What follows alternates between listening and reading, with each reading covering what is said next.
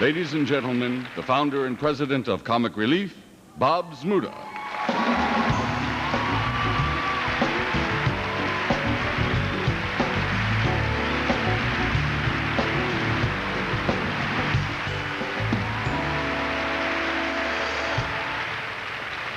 You know, there are two questions that I've been asked most often. First is Comic Relief really helping? Now, I'm sure anyone who has ever visited one of our clinic sites has seen for themselves the countless success stories, such as the bag lady who would have lost her leg because of gangrene, or the little homeless girl who couldn't read until it was found out all she needed was a pair of glasses. But let's look at that question from a different perspective. This event and events like this give us an opportunity to recognize our own humanity, to engage in one of mankind's highest virtues, charity. Is Comic Relief really helping? Absolutely. Now, the second most frequently asked question is, what's the biggest problem doing a show of this size? And that answer's simple. It's not long enough. It's nowhere near long enough to include all of the top performers who have joined us over the years and wanted to be here tonight. We can only hope that they understand that time is our most difficult problem. Of course, if Eddie Murphy wants to show up, we'll let him on stage. But we'd like to take this opportunity to recognize some individuals behind the scenes, without whose support we wouldn't be here tonight. First and foremost, our good friends from HBO, my buddy Chris Albrecht, the wonderful Bridget Potter, and especially the CEO of HBO, the man who would really rather be the president of Time Warner, Mr. Michael Fuchs. Please stand. Michael, let's hear it for him. He's great.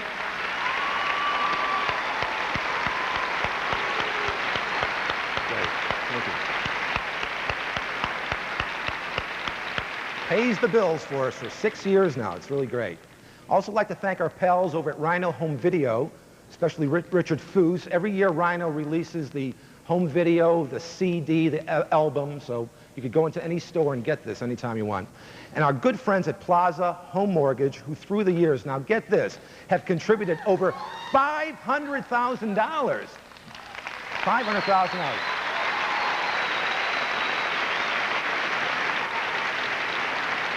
And this year, I'd like to bring out our special corporate sponsor. Please welcome from Royal Caribbean Cruise Lines, the Vice President of Marketing, Corrine Armstrong. Corrine?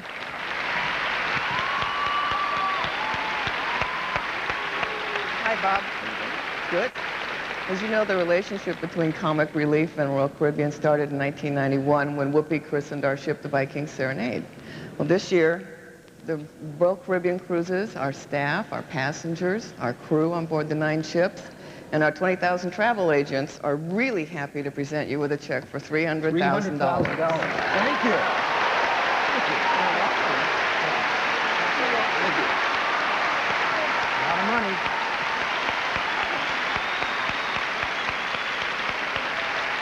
And now I'd like to bring out a new friend of Comic Relief. He's only been in office a very short time, and already he's attended 3 Comic Relief events. Please welcome the new mayor of the city of Los Angeles, personal friend of David Steinberg, Mayor Richard Riordan.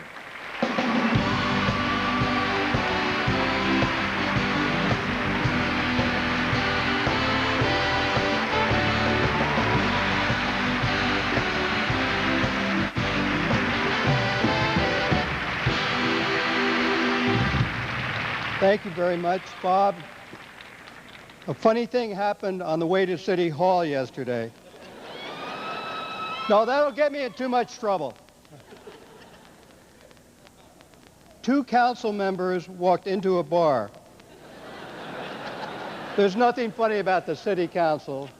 So,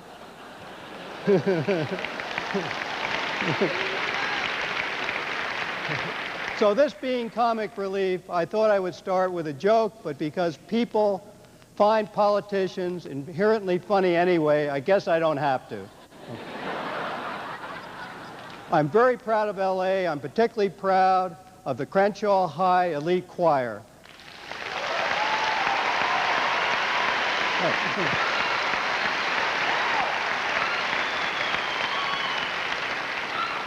And the city of LA, Los Angeles, is very proud to once again welcome Comic Relief with all of its talented participants, and in particular its hosts, Billy Crystal, Whoopi Goldberg, and Robin Williams.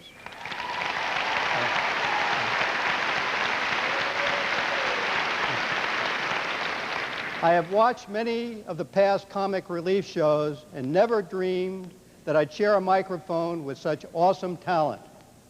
A former nun, a former slicker, and the hottest housekeeper in the country.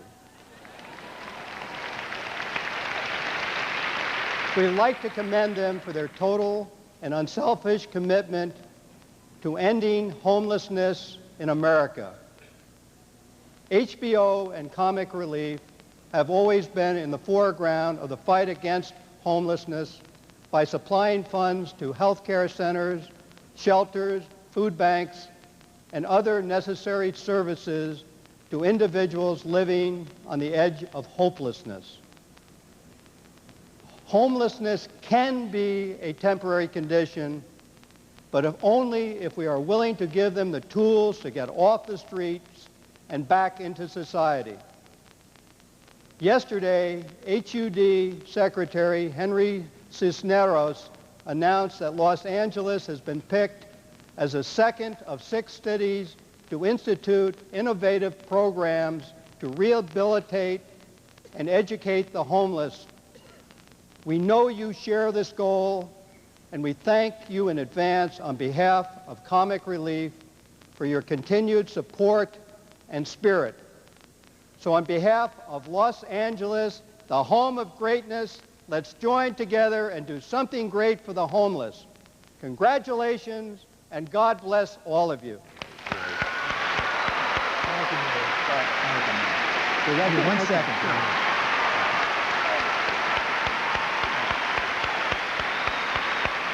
Thank you, Mayor Reardon. And last but not to be the least, I'd like to recognize 3 individuals. One is in the control room right now. He can't come out here. He's our director every time we've done the show. Walter Miller. Hear it for Walter.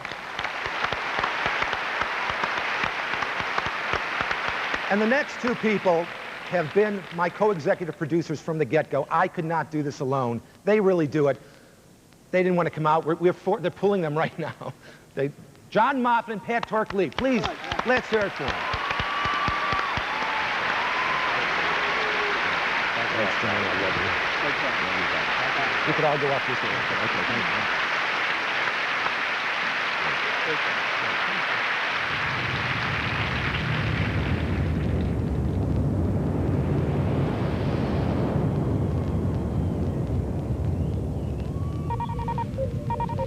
you. Sir, the away team is signaling from the planet's surface. Commander Data is ready to beam up with the artifacts. This sounds exciting, Will. I wonder what they've discovered. Well, we'll find out soon enough. Have them come directly to the observation lounge and tell Dr. Crusher to meet us there. Aye, sir.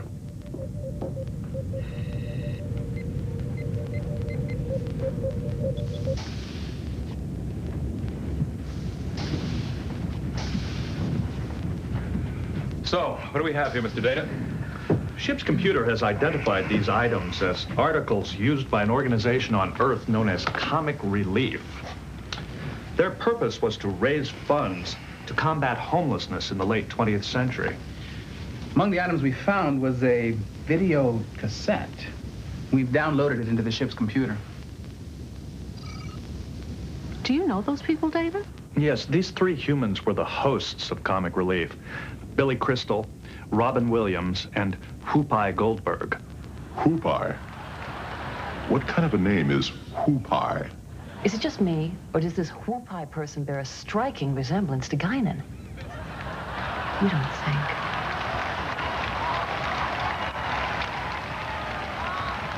Nah. What about these items, Data? What was their purpose? This particular item was known as a T-shirt. When an individual made a monetary donation of 30 units of their currency, or dollars, to Comic Relief, they were given one of these for their contribution in fighting homelessness. For a contribution of $60 or more, they were given a T-shirt and a sweatshirt. It's too bad these were ravaged by time. They would have been a valuable find. These items weren't damaged by the passage of time, Commander. They were destroyed during transport. It seems they were made of a 50-50 blend of cotton and polyester. Transporter couldn't handle it. Polyester? I thought that material was outlawed in the 21st century. Yeah. You couldn't give these shirts away today. Well, it sounds like a noble cause. How successful were they? In their first 5 telecasts, they raised over $20 million, which was distributed to the National Health Care for the Homeless program. Through their efforts, 500,000 homeless men, women, and children received medical services. The entire project was carried out using humor and the credo, where there's laughter, there's hope.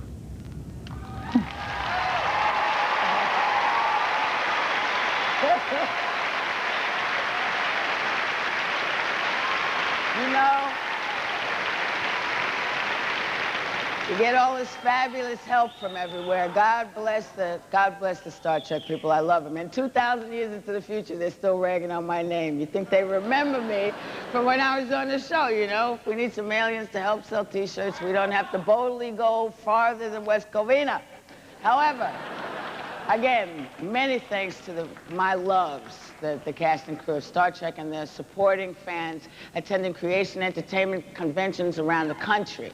Thank you for that. Comic Relief Promotion has raised $100,000 to help provide medical services for homeless men, women, and children. So let me thank those actors by name: LeVar Burton, Michael Dorn, Jonathan Frakes, Gates McFadden, Marina Sirtis, Brent Spiner, and the fabulous Patrick Stewart. Thank you, guys. Now, our tallies are still running late. In the first 1.5 hours, we raised over $1 million tonight. And we've had over 30,000 calls. A little bit better than last year, but we need a little bit more. So come on, East Coast.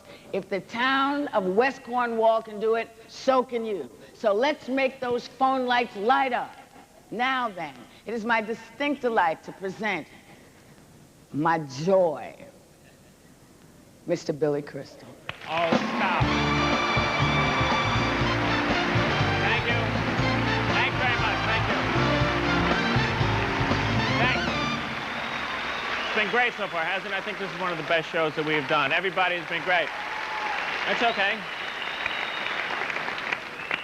Where are you going? I'm on. I don't do this a lot. Hi. How you doing? Nice to see you. Yeah, it's been a very kind of a charged night. I think all the comics, all of them have just been sensational, and everyone's been, no, really, I think they've been great. And so I thought, you've heard dick a lot, you've heard fuck a lot, you've heard so, and you know, and I thought we would maybe do something together. Would you want to do something like that together? So, all right, so I've gotten a lot of requests for this. This is actually the oldest thing I've ever done in my life, and when I'm finished with this, I have no act anymore. This is it. This is my going out of business sale. Do I have a, like, is there a female volunteer? Oh, jeez. Would you, do you mind? No, come on, there's stairs right over here. Give her a nice hand, ladies and gentlemen, come on. Stay right over there.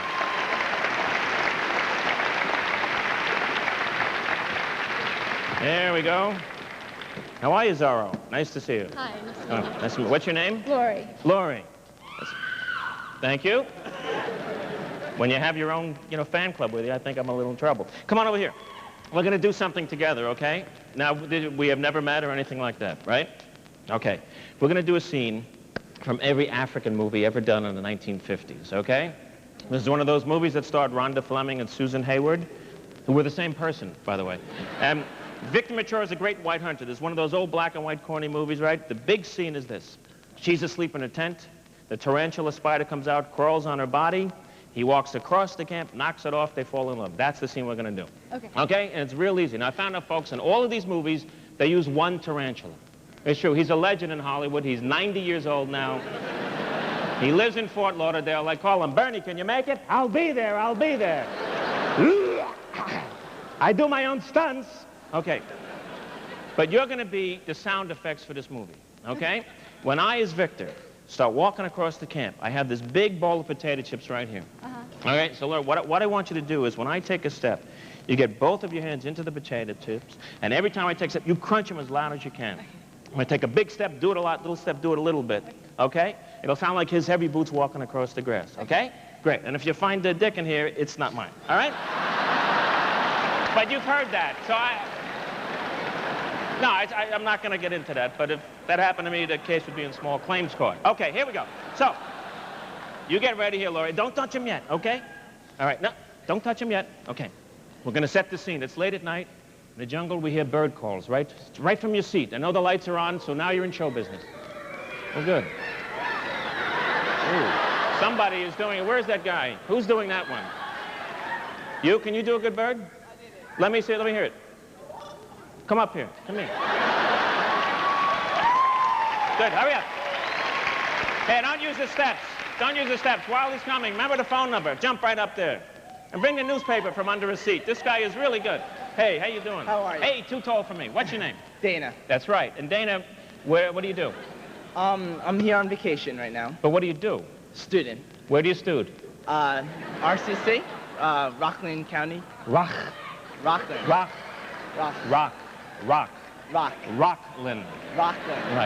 Rock.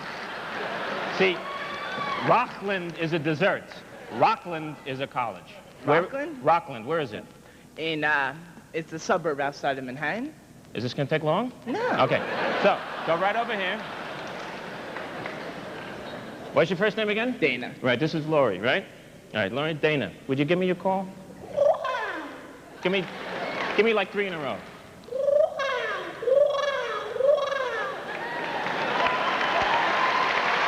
Very good. You got that little... You like it? Yeah, good. All right. Dana, you'll be my left hand. Every time I point you with my left hand, you'll go... 3. 3. 3. No, you did 1, and then there was 2. 3. 3. I said it, didn't I? Roslyn. All right. I know I said it. I recognize my voice. All right. All right, so we got Dana. Right, remember, 3. I got you. Right, 3. It's getting... All right, good. Now remember, you're a bird. Believe in that bird. It's getting a little whiny. It's a little... I know you work. It's a little mother-in-lawish, you know. I buy food, nobody eats it! Give me a thing. One more, ready? There you go. It'll be that. Okay, good. All right, now, we got him. We have anyone else that thinks they can do better? Oh, boy, you leapt out of your seat. What do you got?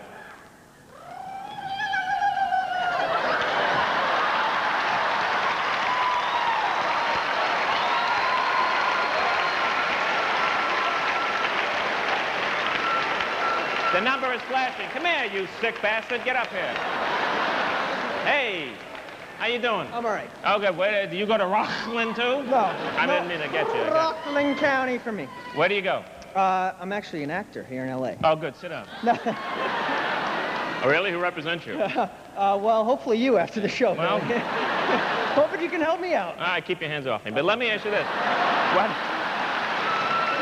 What is your name? Mike. I'm Mike? I'm Mike. I'm Mike. Just Mike. Just Mike. Just Mike. But you said I'm Mike. Yeah. This is Dana. Dana, how are you doing? Hey, how are you, Mike? Pretty good. You guys came together, right? Kind of, yeah. All right. Now, Mike, you go over there, right? Okay. Mike, you got your own mic. Look at that. Testing, 1, 2. Mike, testing. Mike. Work with the drugs, okay? All right. This is not an open call. You're helping me out, all right? Mike, so you're my... No, I want you to have fun, all right? Did you meet Laurie? No, I haven't. How you doing, Laurie? Good. Very good. You can get together later at the party at the Hollywood Roosevelt Hotel. We're all of the get... All right, ready? You're my right. You're going to get that. And then you're going to do your thing. Ready? Okay, yep.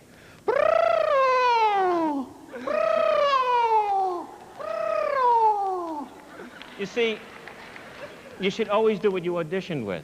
Okay. Ready? So you're that. Ready?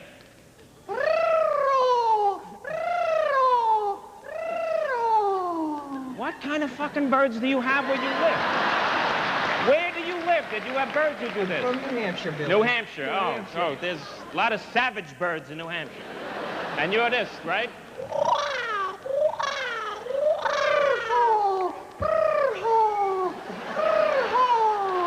If I had a watch, it would take long. Okay. You still with us? Okay. All right, folks, now, I need you to do your calls. The scene is, remember, the tarantula's going to crawl in her body, okay? All right. Oh, Jesus. Where are you?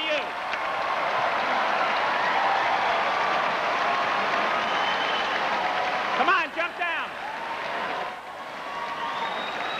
Who did that? Stand up. Stand up. Who's the coyote who did that? There you are. All right, no, wait. I don't have anything left to point.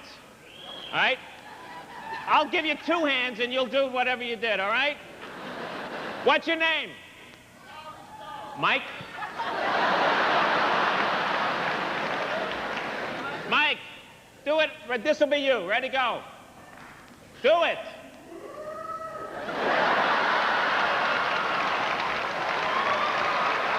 All right, so Mike. All right, calm down. You know, you're making the same noise that Jack Palance made the first time I met him. Unbelievable. So, Jack, you want to do the part? Okay. All right, you ready? All right.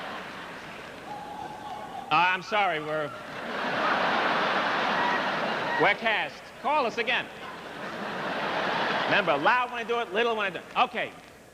It's the jungle. And we fade in. There you go. Come on. And we hear distant drum.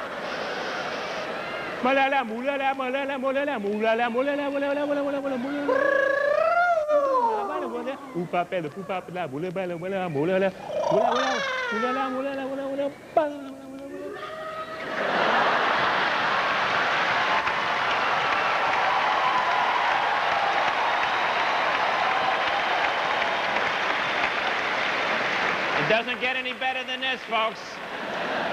I got a great job. Keep your birds in. Get into it now. Get into it. Get into it. Work with your drugs.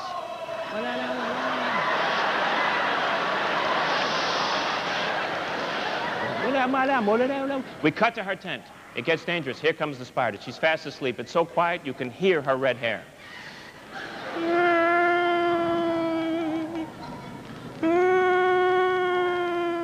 Boy, I'd like to take a bite out of that beauty. Shut up. All right.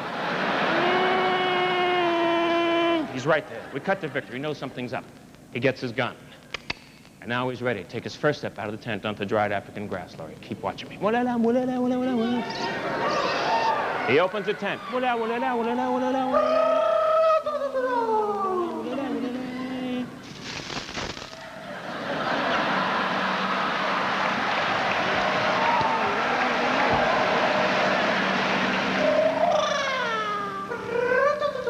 Real loud.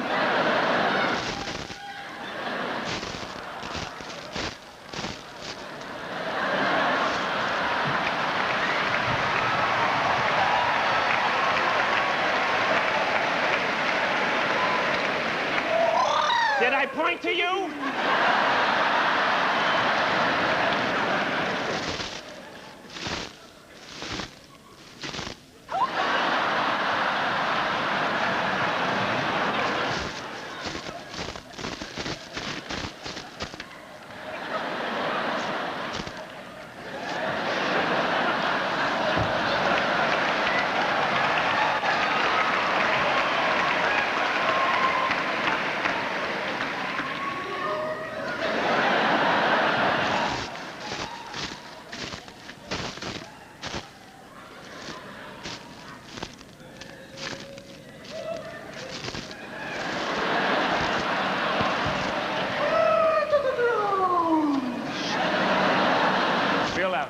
He gets to our tent.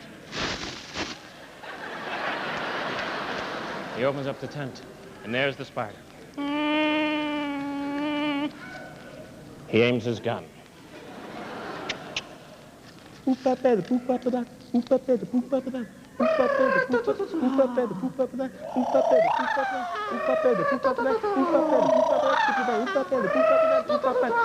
Tension so much he backs off.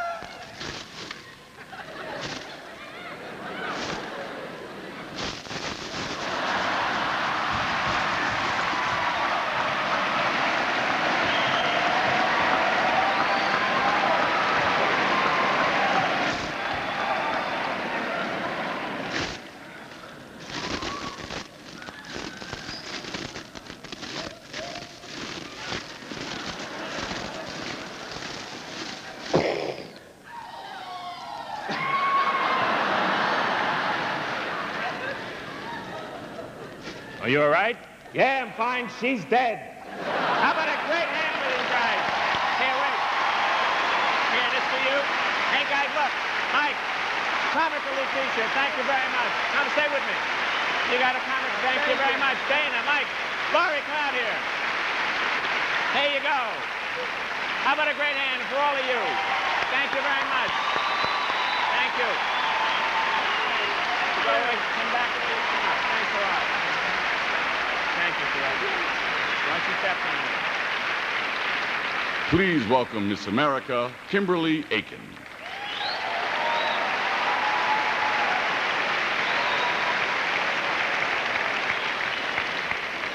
Thank you. Once a year, 50 women from every state in the Union gather in Atlantic City to compete for the title of Miss America. Times have changed since the pageant was first held, and now, to its credit, it includes the recognition of social issues as well as beauty, poise, and talent. Even before I entered the pageant, I was very involved in the issue of homelessness, and winning the Miss America title has enabled me to reach a much larger audience than I ever could have imagined. So tonight is not about glitter or pageantry or spectacle. It's about hunger and heartache and hurt. It's not about winning or losing a competition, but of losing dignity and self-respect and winning back a place in society.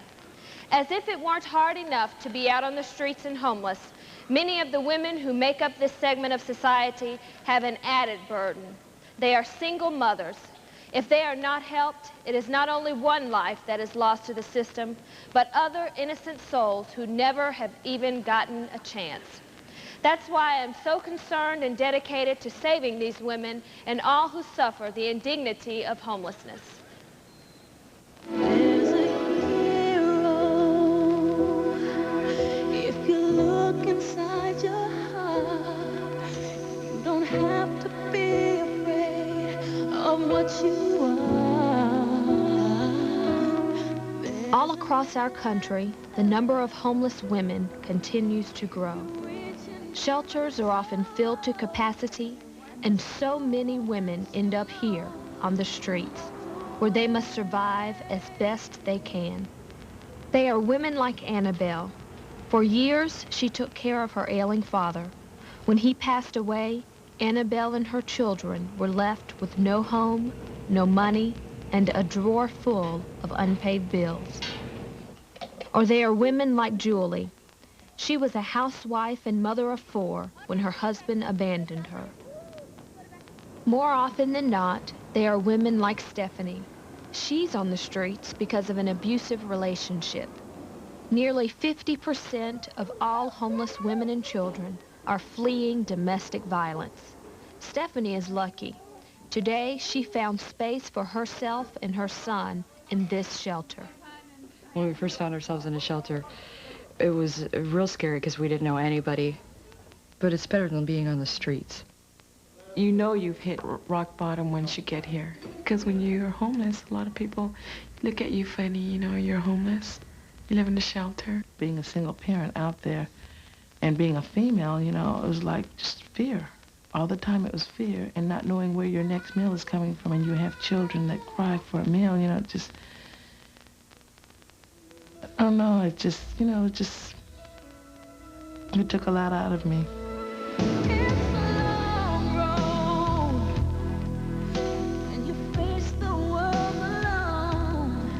You come to these shelters with no hope. And when someone comes in the door and says, there's hope for you, we can help you, that gets you motivated. And you cast your fears aside. The courage and determination of these 3 women is what inspires all of us to do our part to help. While they're at risk, homeless women and children desperately need the health care and other services you can help make possible. Comic Relief. It's no joke. Please call now.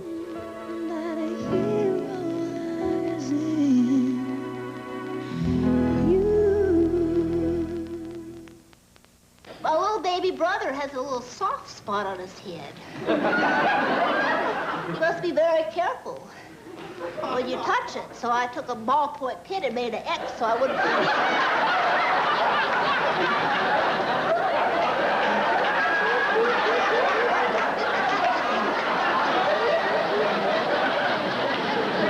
And that's the truth.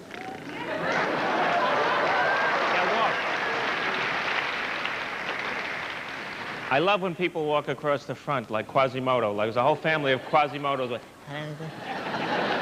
see, people sometimes walk funny when they have to. When they really don't, oh, am I in front of, they suddenly become like question marks. They just walk like question. The funniest walk is the trapeze artist when they hit the net. When they do something gorgeous, right? Perfect symmetry. Then they hit the net and they walk off the net like this. Isn't that like a good, that's a good, it's like the 18-month-old baby wandering through the drive-in movie looking for his folks' car. That...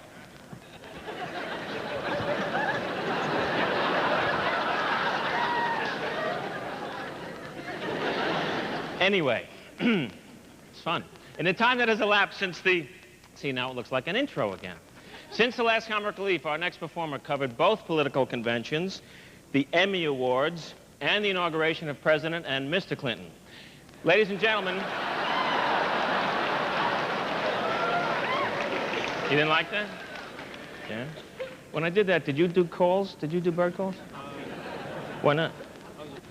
You were afraid to do a bird call? Oh. Comically challenged? Okay, well, maybe later. Ladies and gentlemen, please welcome, I think, a great comedian. And I think you're gonna love her. Please welcome Miss Paula Poundstone.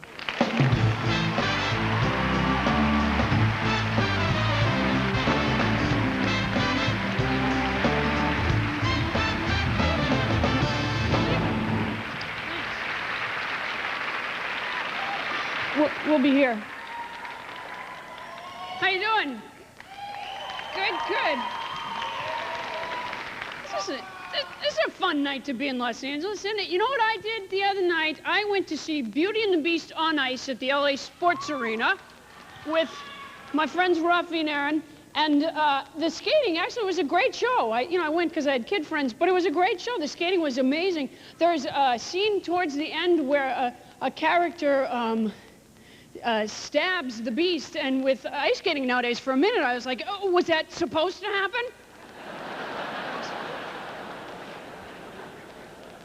Jeez, and I thought stand-up was competitive.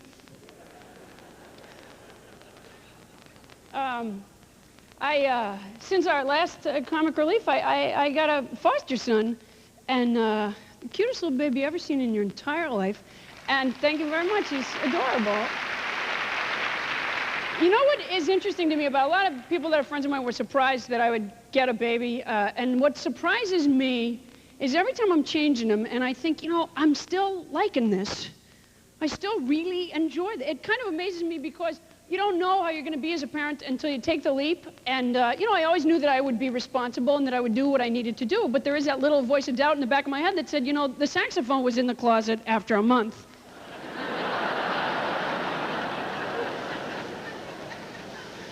I found I enjoyed it. I would not give birth to a baby, I don't think, for a couple of reasons. For one thing, because, well, there's sex involved, and I want nothing to do with that, to be totally honest with you. But, no, I honestly would not give birth to a baby because I don't want to bring another baby into this world. Maybe this is sort of a depressing thing to mention at a comedy show, but I think life is just going downhill at a rapid pace, especially this country. You know, I think that we need to get very strong campaign finance reform, or we're not going to fix anything. I think that's the deal. Because when you think about it, one of our glaring problems in the country right now is we have an epidemic of gun violence, and we can't seem to get effective, strong legislation to stop it because the NRA is the most powerful lobbying group. And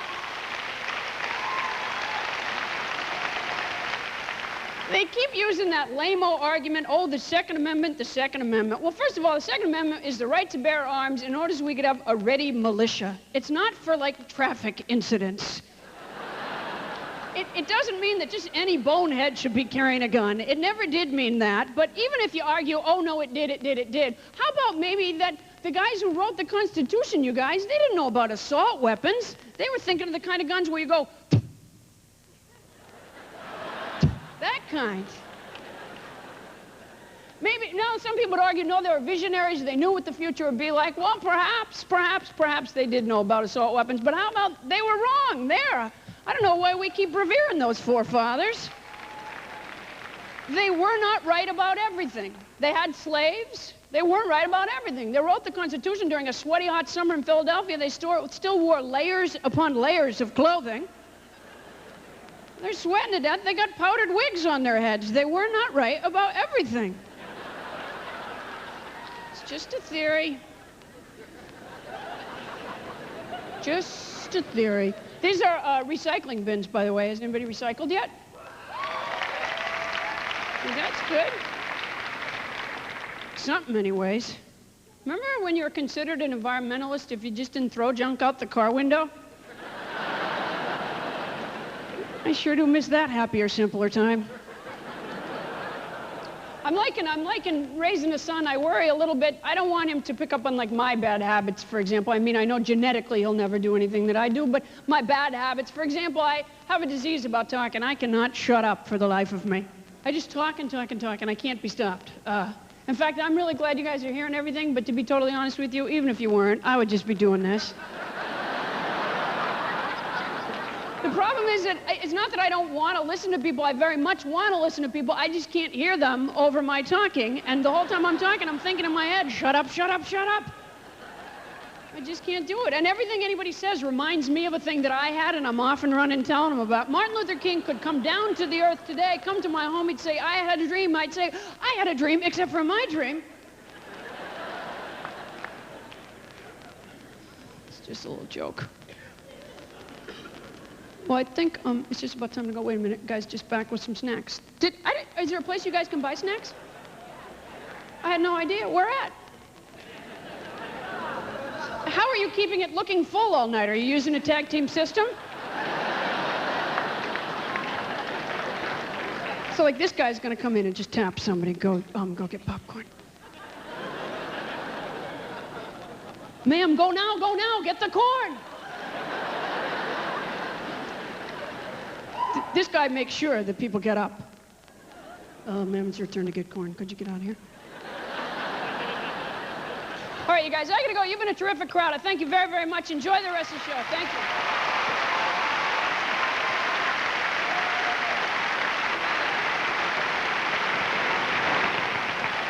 This next guy's a personal favorite of mine. He's appeared on 6 network comedy shows and the Arsenio Hall show, and then he took a breath and turned 18. At 19, he co-starred in Mel Brooks' epic Robin Hood Men in Tights. Well, you might remember him because he was the only black guy. I don't know what he's planning to do now, but I do know that by the time he gets old enough to drink in the comedy clubs, he'll be too big to play him. Here he is, the kid, the baby, Dave Chappelle.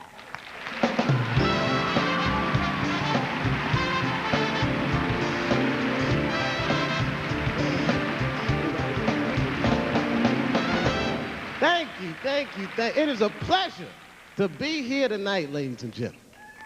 Thank you. No, really, no, I'm not just saying that so you'll clap for me either.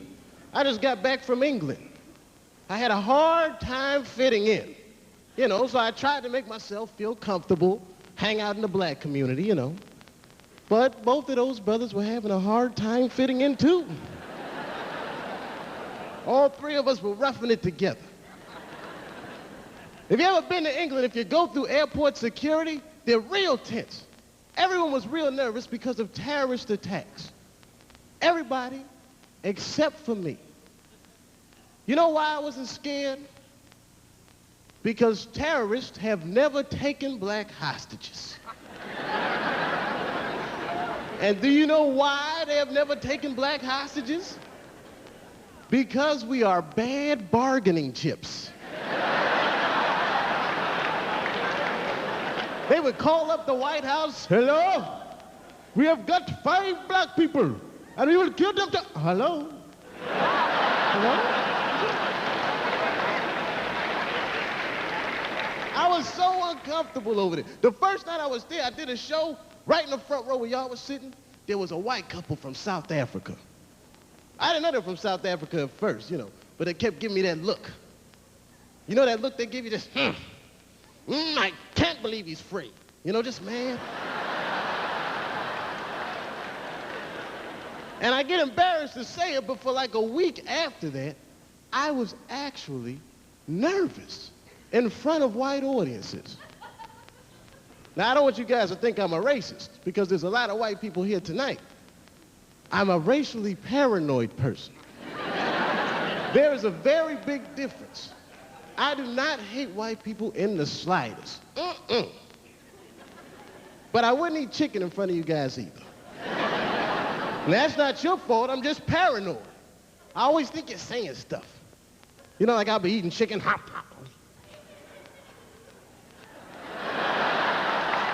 Look at him. He loves it. Just like it said in the encyclopedia.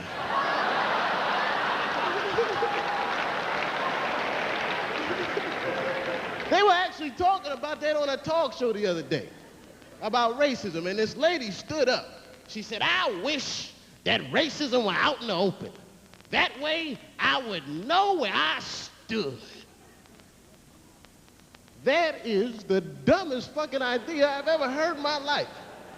I don't want to know. Could you imagine what kind of world it would be if people just said whatever they wanted to racially? You know what I mean? Like you'd be walking up the street and a black guy come up to you, hello, you white devil. You're rapist of Africa. Why, hello, my big-lip spear-chucking friend. So what did you do today, Whitey, huh?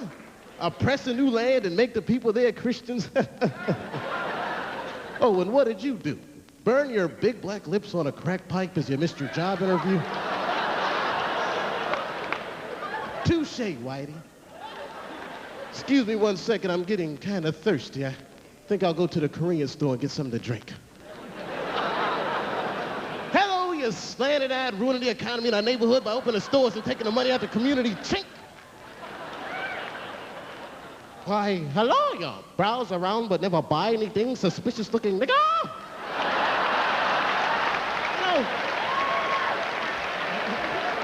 After a while, that might get on my nerves. They really go crazy with those little racial stereotypes. I think this is probably the craziest stereotype any of you will ever hear, and this is true. When I was little, I honestly used to believe that all white people were happy. Just to be white. I thought you guys stood around fucking, hey, I'm white. I'm king of the hill, top of the heap. Hey, number one. Taxi. Just checking. You guys have been a fantastic crowd. Call in and send some money.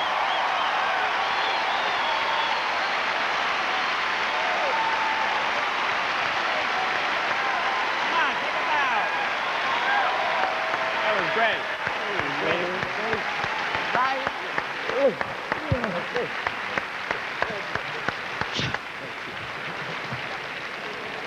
Can I go? Yeah. All right. Thanks. Good night.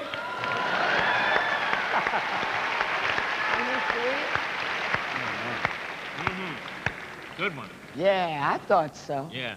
Comic relief in the whole business of comedy. Lost a great friend last year with the passing of Marty Klein. He was an agent, and it probably sounds unusual for a bunch of comics to want to honor an agent, but Marty was a very unusual guy.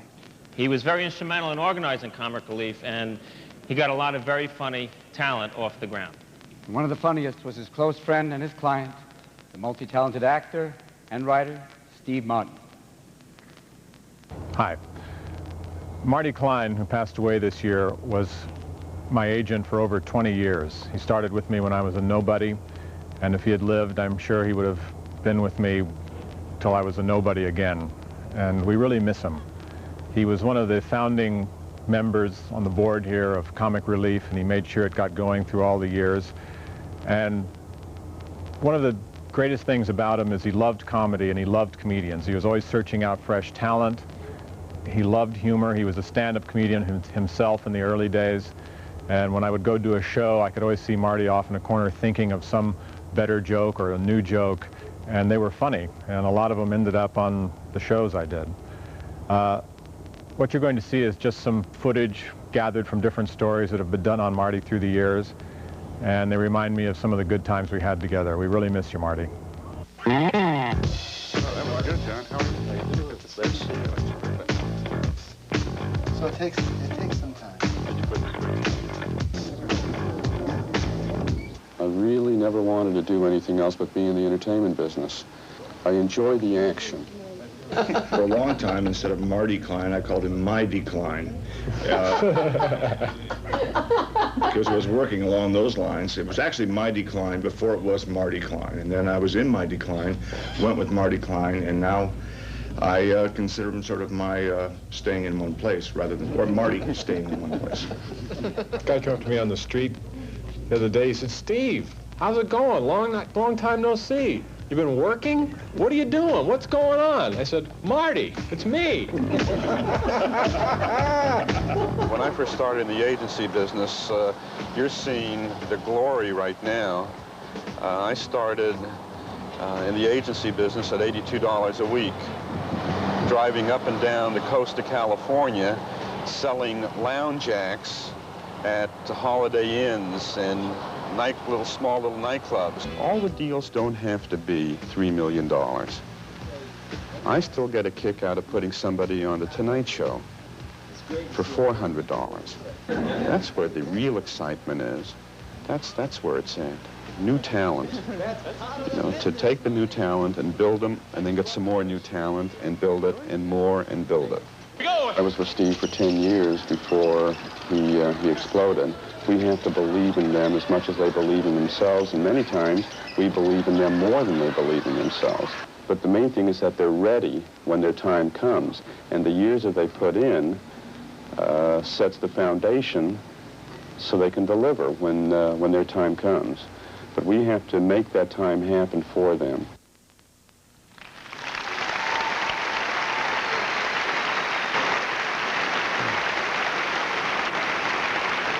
I really miss Marty. He was always honest, sincere, and wise, and Marty's compassion pervades this event tonight. He would be proud that Comic Relief is continuing to share the gift of laughter by helping those in need. Marty proved one thing, an amazing thing, that even an agent can have a heart. Let that be a lesson to all of us, okay? APA, the Agency of the Performing Arts, has pledged $50,000 to Comic Relief in Marty's name, and HBO, okay? And HBO is going to match that with another $50,000.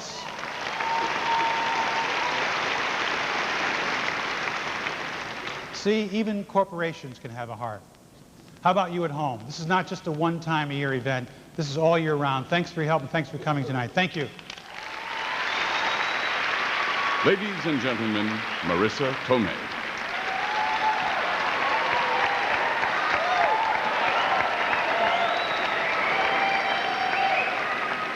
Good evening. A number of years ago, there was a television series that began with a high shot of New York City and a voice saying, "There are 6 million stories in the naked city. This is one of them." Since that show was on, the population of our cities has grown, along with the problems facing the people who live in urban areas. If the show were still on the air today, some of the most moving and compelling stories would probably be drawn from the files of the social service agencies that work with Comic Relief to alleviate the homeless situation. What kind of stories would they be? Well, they would be stories of real people fighting against real odds in a world that has turned against them. They would involve persons who have their counterparts in our own families, young children, grandparents, mothers and fathers, who never dreamed they would one day be turned out into the streets, and teenagers who will never know the meaning of Sweet 16, because at 16, the sweetness has already gone out of their lives. Perhaps they would tell the story of Nicole. She was one of the thousands of teens who woke up in fear, went through the day in aimless desperation, and dreaded the night with nameless dangers. She was a street person. This is her story as it is written so far. the ending can still be a happy one. Go, go, go, go now. Out of the nest it's time. Tragedy first struck Nicole's life when she was only 16 years old. That was the year her mother was murdered. The shock of this terrible loss was too much for Nicole to handle. Scared and alone, with no other family member to rely on, Nicole ended up on the streets, homeless. I didn't trust no one else but her. You know, she was my best friend, so it was like, I'm by myself now. And that's the way it was. I was by myself. They might right behind me. Age 16, on the streets, and trying to survive. That was the hardest thing, trying to survive day by day. Sometimes I would go without eating. You know, and I always had some protection on me at times. I don't care if it was a piece of sharp glass. I would break a bottle and sleep with it, you know. Yeah, I was just screaming for help. I could feel it inside. I was screaming for help. Please help me. Nicole was traumatized by her years on the streets. Like most homeless people, she lived a desperate existence that pushed her deeper and deeper into despair. Eventually, Nicole found herself at a dramatic turning point. I ended up getting pregnant, and that scared me. I'm pregnant and I'm still out here. The reality of being a mother, and at the same time being homeless, has made Nicole more determined than ever before to change her life. I would do anything to keep my child away from the things that I have been through, you know? But now I'm motivated and I'm ready to get out there and tackle society, you know, and be somebody. Nicole is taking one important step at a time. First, she found permanent housing for her and her child, and then recently, she started trade school. Your support of Comic Relief has helped make stories like Nicole's possible. Thank you. Go to your phone right now. We'll be helping to provide desperately needed medical services. Your gifts will support mobile clinics, eye care, mental health assistance, and of course, special care for new mothers. It's a good way to help keep the costs of medical care down for all of us, and at the same time, help people like Nicole build new lives. Comic Relief. It's no joke. Please make that call. Right. Give me the script. All right. I'll read it to you. Fade in. Yes. Madam is standing there holding a can of it. Knock him dead insecticide. Yes. She's in the bedroom. Yes, with my lover. No, madam, you are with a bed bug. That's our trademark. Bedbug? Yeah. Yes. Trademark, Billy Bedbug. Bedbug? You expect Nora Desmond to appear in a film with a bedbug? Never! Unless, of course, my name goes above the bedbug.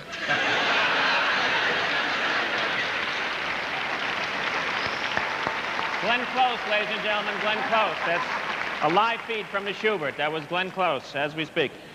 The total pledges for the first 2.5 hours are $3 million. That's great. Pretty good. Now we got $1,400,000 in the last hour alone. Now, that's pretty good. That's great. We know it's late in the East Coast. And it's cold then. It's cold, baby. I'm telling you. My shit froze. I couldn't get my shirt off, it was so cold. You've been doing great. You didn't get that one. No. It was so cold. Yeah. How cold was it? It was so cold that whatever was going to leak stuck. It was that cold? It was that cold. Oh, that's freezing. But sometimes it just goes over my head. I know. We want the East Coast Can I just do one thing? What? Just stand still just for a second. I don't have it. I'll have it Thursday. Get out of here, you bastard. We're closed. I just wanted to do that. I'm sorry. Did you? Yeah. Sorry. I just had to do it. Once every 2 or 3 years, I do a Hasidic thing. I know. It's good. Call me crazy. You're going to get letters. I'll you know, get a you letter. can't be fooling around with Jewish people now. I know that. Because they write your ass. Right. Yeah. get pissed. I gave him a recipe. You know, I'm Jewish. I know that. I made a recipe and referred to myself as such. Baby, That's true. you would have thought I don't know what happened. But a Jewish woman is not going to cut. She's not going to That's what slice. I said. Not going to slice. I had myself going to the butcher in a limo. I see. They got offended. Really? People were just, they said, you know, Jewish women don't have limos? I said, I live in Hollywood, honey. Mm-hmm. Shit. Hmm.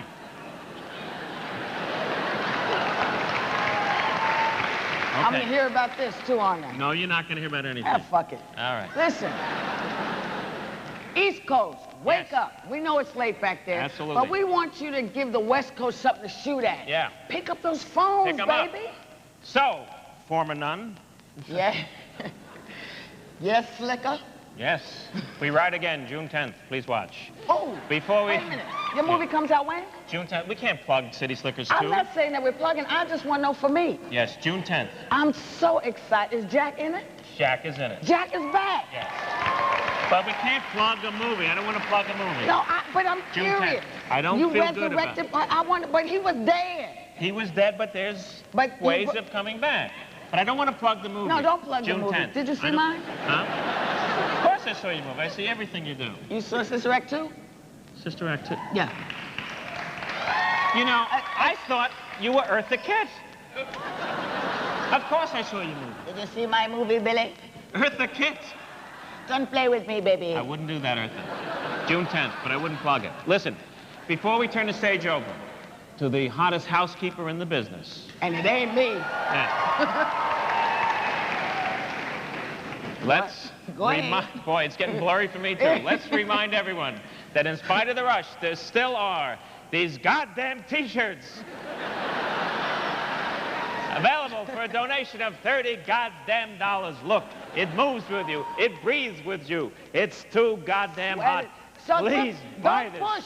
Don't push. I came all of this way in Come my over fucking here. Don't career get to do a white sale? He's just got gas. Get Okay. over here. All right. Sorry. Please, they're For good God's things. sake, Look, please don't start with me. I wouldn't do it. I'm aching. I'm hiding. Oh, You started. I got a name of I a got doctor. gas. Okay. Wait. Sweatshirts, T-shirts. Jesus A Christ. donation, $60. This is what they're good for. Jeez. Foul on the play. It's true. Sorry. Boy. Jesus. I can't help it. With age, it comes. I know. Why does stink move down with age? When you're young, you got stinky breath. Yeah? When you're old, you got stinky butt. Yeah? Why? I don't know. Well, don't ask me these questions now. It's tough enough when he does it to me and he goes whack for about an hour. Now you're doing this stuff and this stuff. What am I, Lou Costello? I'll play straight. I don't mind, but don't do fart and breath thing when he grabs his thing. What do you want from me? I'm a nice guy. 6 years, how long did I stand between the two of you and be Vanna White? It's my time, goddammit. All right. It's my time. I'm sorry. I don't fight back. This shit ain't easy between the two of y'all. I understand. Let me tell you. All right. Because him with the dick and you with the thing, what do I I don't have a thing. You have a thing. He grabs his thing and you say you stink. What do? I go with a potato chips and say thank you. All right. That's what I do. That's what you do. Please. Okay. Blow me. $60 or more. Wait, let me find it. That seems to be the theme tonight. Look, it's the Heisman Trophy. Hey, I got it. Hey, pow. All right. Back. Oh. See, these are all men things. I have no idea. The thing I would do would be bend over, but hey. Yeah, all right. There you are. Last year I got to play a very old man. This year, he's played an old woman. His did business. Go figure. Ladies and gentlemen, our partner, a great comedian. The fabulous Robin Williams.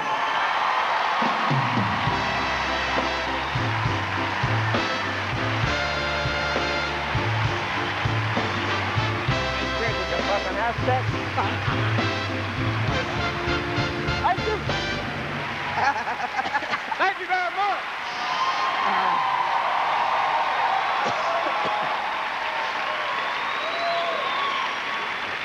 I'd like to thank you for the John Bobbitt Award.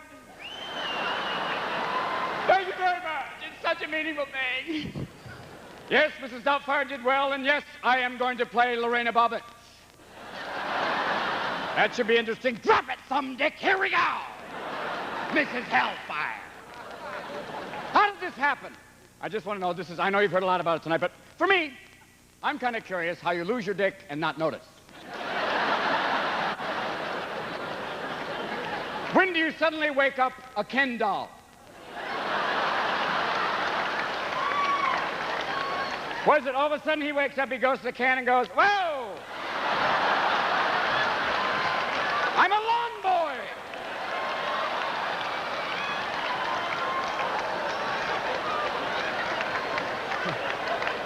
Pardon me, doctor?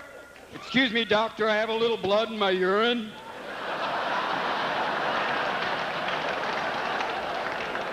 Now, Mira, listen to me. Maybe the whole problem was, you know, he was abusive. She gets onto a phone to the friend and says, he abuses me. Her friend says, well, throw the prick out of the house.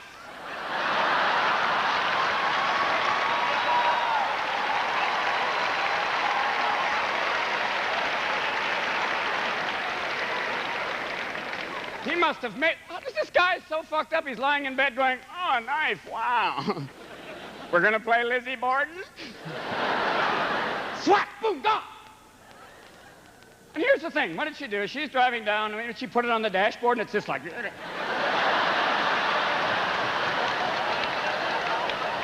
She makes a right turn, whoa! Or maybe you put it in the back like the little dolls they used to have. Cops see it going by, you know, she threw it out. It landed in a parking lot, 7-Eleven, hopefully it hit the handicap zone. I'm all right. Now, here's the point I'm trying to make to you. If they sewed that thing back on, it was on its own for a while. It was alive and kicking, and without the balls, they can really move. You know what I'm saying? You know, that thing lands there, you know, boom! There's the cops, they're shining a light on it, going, Vinny, there it is over there. Let's go get it. The thing starts going, oh, oh, oh, oh, oh.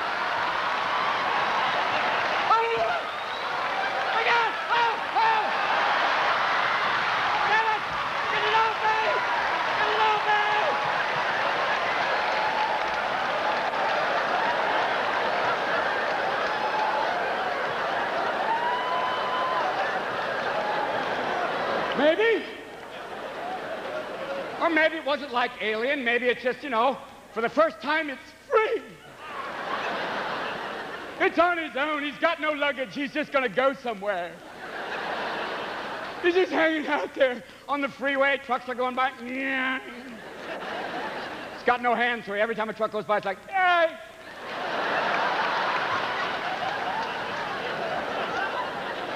Finally, a big old truck stops. Coincidence? It's a Peterbilt. All right.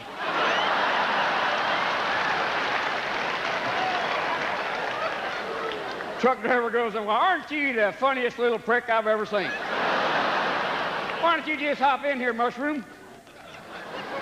Hey, thanks a lot. Where you going? Virginia. Close enough.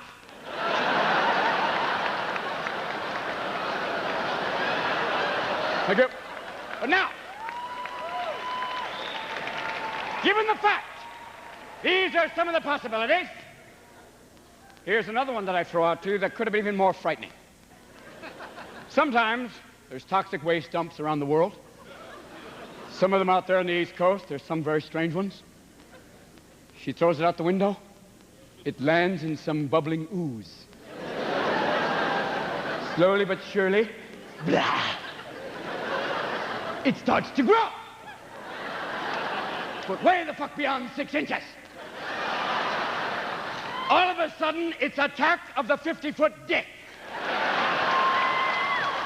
It starts oozing down the highway. My God, the copters are overhead going, where's it headed, Bob? I think the Holland Tunnel.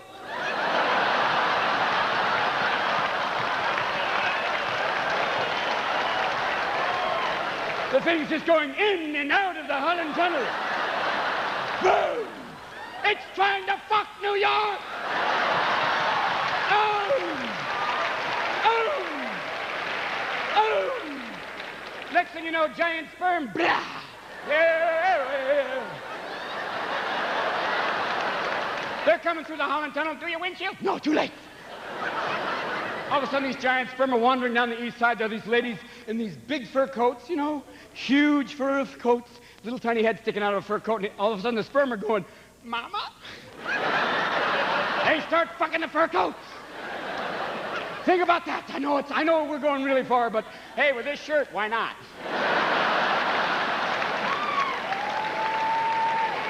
So maybe, and I know a lot of women are going, mm-hmm.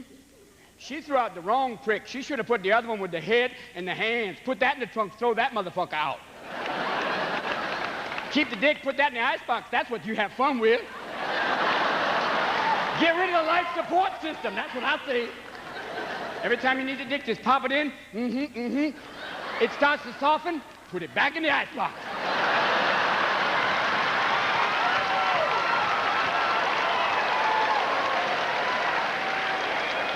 Yes, indeed.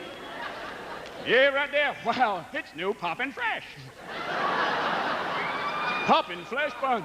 Thank you. There was a... God. Well, we've had an interesting night. All of a sudden, people are going like, whoo. That's a nice, classy start. I think we got... Oh, thank you. There's a woman up there going, I love you. Thank you. Okay, thank you. My lawyer's book. Thank you. I love you. Thank you, asshole switchboard. Thank you for calling. People up there, God, those are amazing seats. Look at this place.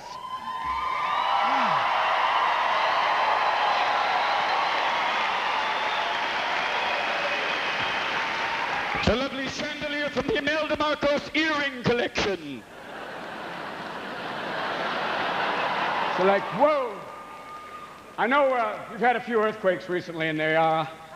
this is not a good time to tell you in a building that was built in 1910, but... you know, basically you have these little tremors. They're like foreplay. Like, ah!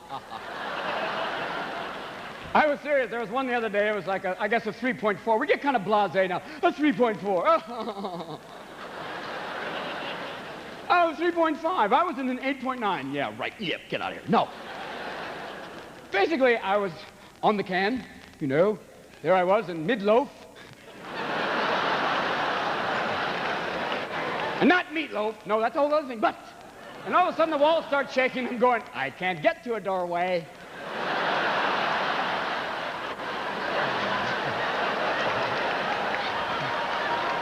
Very funny. The walls are cracking, and you know, this is a great way to die. I'm sure when they find your body, you're like this, like... Even the rescue workers are going, come on in, man! It's amazing. We have earthquakes. We're pretty blasé about it. I have this strange theory that I think that earthquakes are basically God redecorating. I think it basically goes like, you know, mountain. Let's just move it over here. I think a river. Okay, great. And every so often, we've had so many earthquakes and fires and floods. Basically, don't you realize California is a fucking Etch-a-Sketch? We keep rebuilding. You know, they burn you out. There's the floods, the fires. Everything's down in an earthquake, and we're still going, great view, man.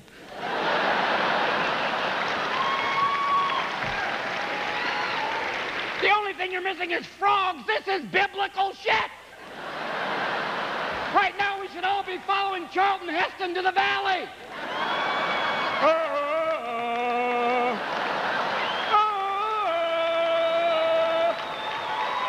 I have bad hair. Follow me. This is frightening stuff. Even at this point, you know, Australia's on fire. You know, there's no ozone. There's a fucking hole in the ozone. This is not a fixer-upper. There's a hole in the ozone. These are people like you say. Ronald Reagan used to say, you just need sunblock. I'm going, wow. Then later on, they take out half of his head, and he's still going, you just need sunblock. Anytime you get angry about the last 8 years, you're going, the bastard ran away. Just think of him in his bathrobe wandering around the house going, Mommy? Shut up, old man, I down Nobel Prize. Get in there. But we're back. Oh, no.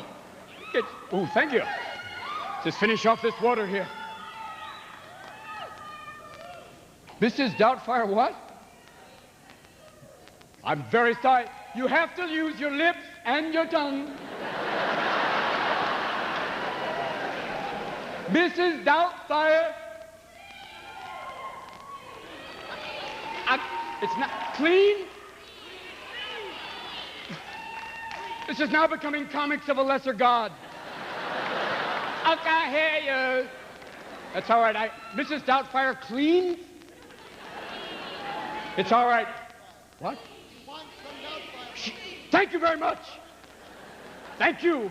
She wants some Doubtfire from me. Oh, dear, I have to say one thing to you. Mr. Lincoln. Oh, bless you. You want me to dress up in 4 hours of makeup, put on big tits, and dance, don't you?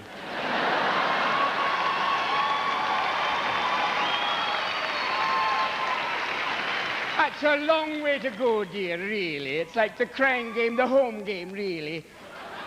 Oh, bless you. You know, it's very strange. I would dress up sometimes as Mrs. Doubtfire and walk into, like, one of those sex shops and go, the big double-headed dildo, how much?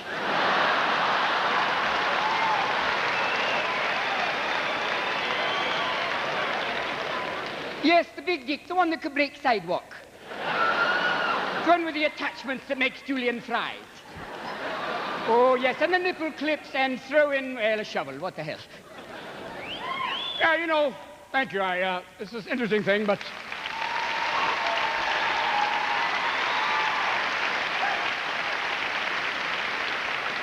It's so nice to be on kind of a run and then someone goes, your movie. Oh, shit, okay.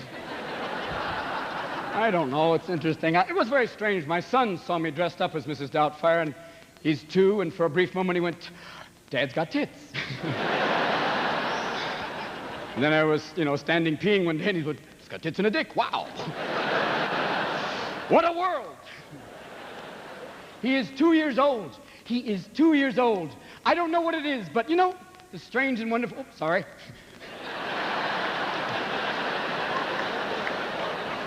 Children are wonderful, but yet other times, those of you who are parents are going, bullshit. Yes, God made babies cute so you don't eat them. How many people do you know that you would let shit on you, piss on you, keep you up all fucking night? They wake up at 5 o'clock in the morning, and I don't know what drug they are. Is there some sort of Fisher-Price cocaine that they're in there going...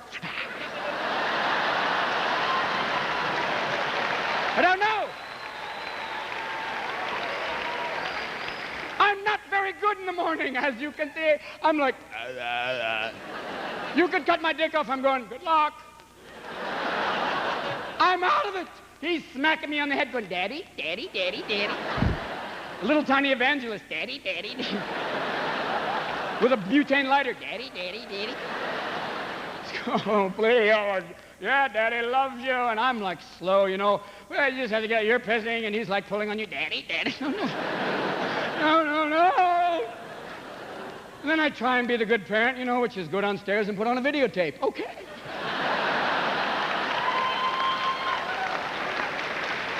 And I just go down there and go, oh, Daddy loves you. Okay, let's put on Aladdin. What a little nice thing to put on, okay? There you go. Okay? Daddy's just gonna go over here and pass out on the grill, okay? Oh, God, you want some waffles? Oh, my God, Daddy put on Debbie Does Dallas. Bad tape for you. Oh, bad tape. Okay, you want, oh, honey, where are you? Sweetheart, oh, you're in the microwave. Bad place. Okay, Daddy doesn't know anymore. Give Daddy a fucking break. Here's the secret word for today. Mommy.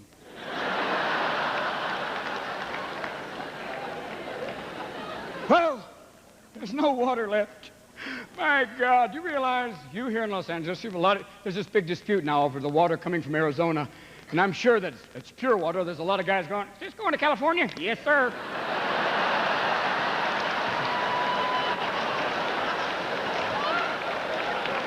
Yes, indeed, it's going right to California right now. Here's to good friends. Whoa. That's all right. Oh, God. The light. Go towards the light. I gotta go. This has been a very interesting night. You know, you've been a lot of interesting things. I guess they keep talking. A lot of interesting things have happened this year. I mean, all these people pissed off. There's gays in the military. The hell. And there's always some guy going, I'm afraid if they're in the shower with me. I think you misinterpret the word rear guard action. Now, come on.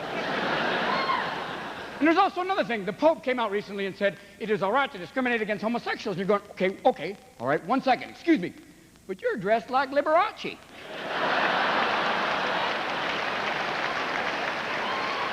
You're surrounded by hundreds of young men and boys.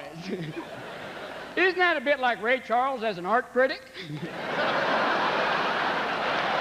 I don't know. As part of it, I don't know. I just throw it out there for you. Last thing I want to say, I know that recently, it seems like every time Bill starts to do well, there's always some guy comes out and goes, I saw him getting blown in a limousine. Listen, I don't care if he fucked chickens. It's okay. If he can balance the budget, get people back to work.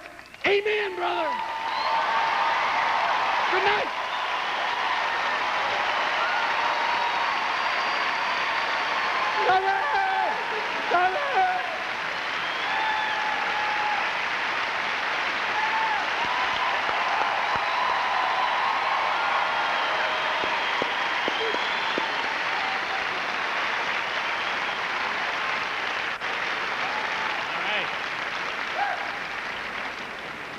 Phone lines are open. There's T-shirts to sell. There's all of that stuff. Our next guest began his career on Hollywood squares. Please, you're standing in front of my spontaneous remarks. Thank you.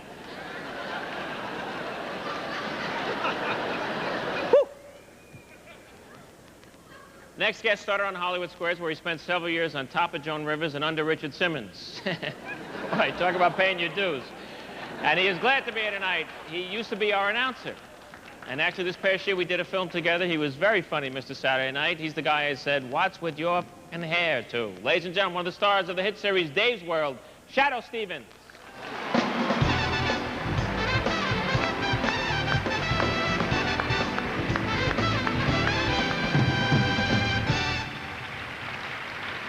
Hi, I'm Shadoe Stevens. And since 1986, I've been the voice of Comic Relief. I've introduced everybody. I did all the announcements. I was heard but barely seen. But now, I'm the new, improved, lemony fresh Shadoe Stevens. Now that I'm on a series, Dave's World, Monday nights, Dave's World, on another network, I'm being given the challenge of being out in front doing something really important. Now, I don't get to do my own routine or sketch. I think you have to be on Seinfeld for that. But yes, my friends, I'm here to talk about T-shirts. You know, Freud said, what you wear is who you are. And as devoted followers of Dave's World can tell you, I spend every week agonizing over things like, do Doc Martens clash with my gabardine cuffs? Is there a mauve a man can wear sensibly in the 90s? That, of course, is on TV. In the real world, Shadoe's world, in Shadowland, I know exactly what to wear. There's only one choice, really. It's this, ladies and gentlemen, the Comic Relief 6 T-shirt. The only fashion statement you need to make in the 1994s. Now, it tells women that you're a caring, enlightened, compassionate man of the 90s. If you're a woman, it tells the same thing, and if you, with the right tuck or two, and a couple of other things beside.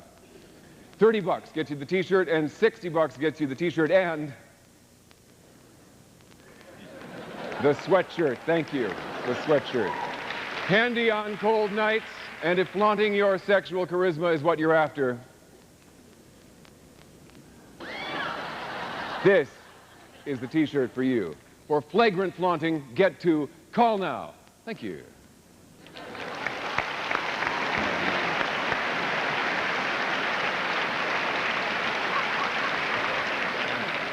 Funny spot. Ladies and gentlemen, tough. I mean, look what you're following. Go to, give me Robin's lines because he's still sweating. Okay. Did he do that? Bad comic, bad comic. Look what you did. Look what you did.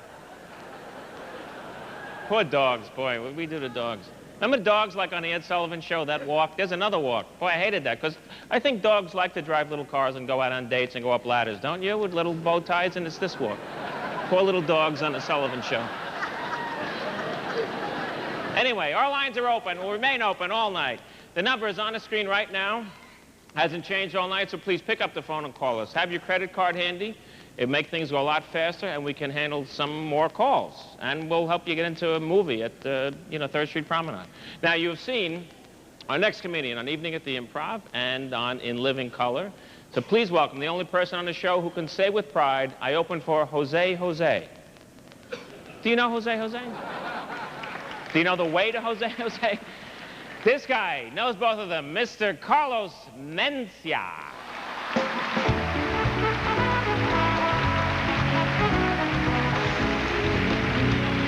Thank you very much. Cool. Are there any land people here tonight? Fucking A. We're somewhere. Jesus. Look, first of all I want to talk about is stupid people. That's it. That's my problem in fucking life. We have no quality control. Too many stupid people wander. I hate it. I can't believe it. Look, I don't care if you're racist. I really don't. I don't give a shit. Just be a funny and a smart racist. That's all I care about. If you're gonna say something fucked up, make it good. That's all I fucking ask, all right? And I'm in Houston, and this fucking idiot comes up to me and he goes, well, I don't like Mexicans because you come to this country and you take our jobs. Well, when the fuck did you want to be a dishwasher at Denny's, motherfucker? Shut the fuck up. Stupid dick, I took your job. Shut the fuck up. We sell fruits on the freeway. Whose fucking job did we take? I want to see some hands, white people. Whose job did we take? Where's the white guy going, I used to sell shit on the freeways before Paco showed up. Dang, look at the black people laughing. You guys sell roses, so shut the fuck up, all right? Shut the fuck up. You sell bean pies too, don't you? Yeah, who do you think sells you the beans? We do. Don't fuck around. I know this shit. I hate fucking stupid people. How the fuck? This country sucks. That's why. That's why it sucks sometimes, because we have stupid shit. How are you supposed to learn how to read and write in this country? Get hooked on phonics. Dial 1-800-ABCDEFG. Dick, you don't know your alphabet if you can't read. Duh! Fuck! If you go to Santa Monica Boulevard on La Cienega, I swear to God, there is an actual sign in front of a dry cleaners that actually says, open 7 days a week, Sundays too. Is there some calendar I don't know about or some shit? What is this? If you go to Kmart, they have a sign in front of their door that says, no dogs allowed. In small fine print, it says, except for seeing eye dogs. Who the fuck is that for? Thank you for getting that joke, people. Thank you for getting that. Jesus Christ. Sometimes there's people in the audience going, I don't get it. Why is that funny? Fuck! The blind guy can't read the fucking sign. What? Like the dog's gonna get there and go, Ray!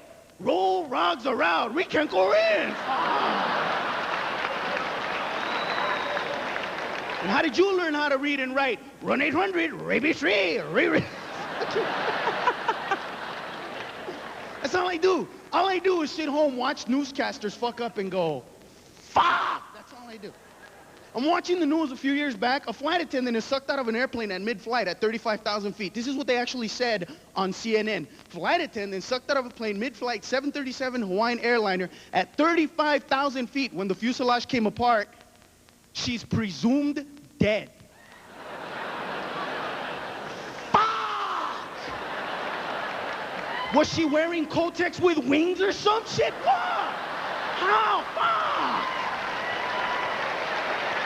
I was on my period. There's a guy at the end of the runway. You could make it. You could make it. Oh shit, she's spotting. Get out, get out. You know who was to blame for the looting during the riots? You know who was to blame? Not for the riots, but for the looting? Newscasters. Newscasters. Mexicans and blacks, we did not want to steal shit. We were not even thinking of stealing shit. We were watching Oprah at the time. That's what we were fucking doing. And they interrupted our show with this fucking brilliant analysis. Hi, I'm so-and-so from Channel 7 Action News. Here I am during the heat of the riots in the corner of 45th and Broadway in front of Kmart. And guess what? There are no police here. Shit, I was on the phone. Hey, Holmes, get your truck, hurry up. Get your truck, fucker. I need a toaster and a Cuisin thing, come on. The fucking riots. And black people were all mad at Mexicans during the riots. Because we looted better than them. Fuck them, I don't give a shit, fuck them. They were all mad at us. Hey, Carlos, that shit ain't right. You can't bring your whole family and shit.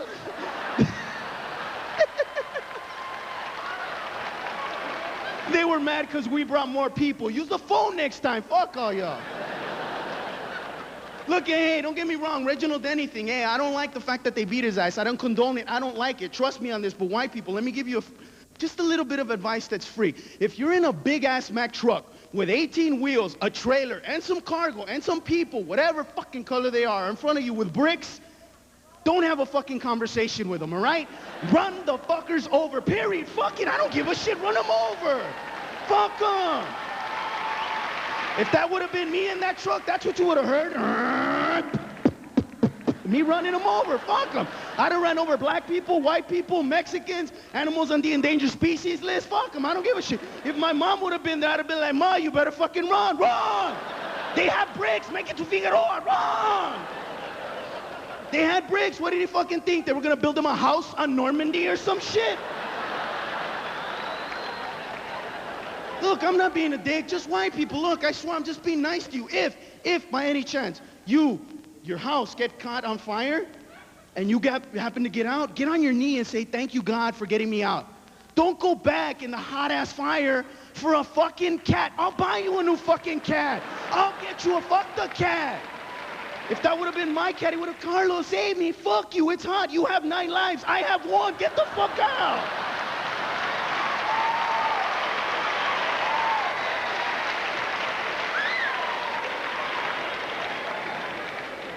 And don't get mad, white people. Don't get mad. I don't hate white people. It's nothing like that. I'm just defensive, that's all. I was in Alabama and this guy came up to me and he goes, well, what the fuck? Mexicans stab people? I was like, yeah, I'm not saying we don't. We even kill people. At least we don't fucking eat them, though. You see what I'm saying? We'll stab you. We'll make fajitas out of your ass. Jesus. Fuck.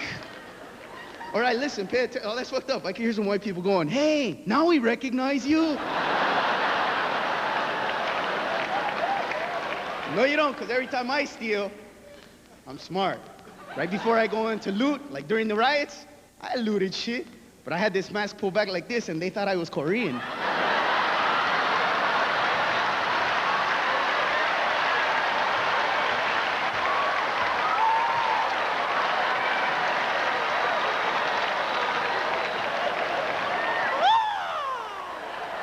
I am having a very bad day today. You guys are laughing. The Mexicans are going, hey, Carlos, that's a fucking good idea, huh?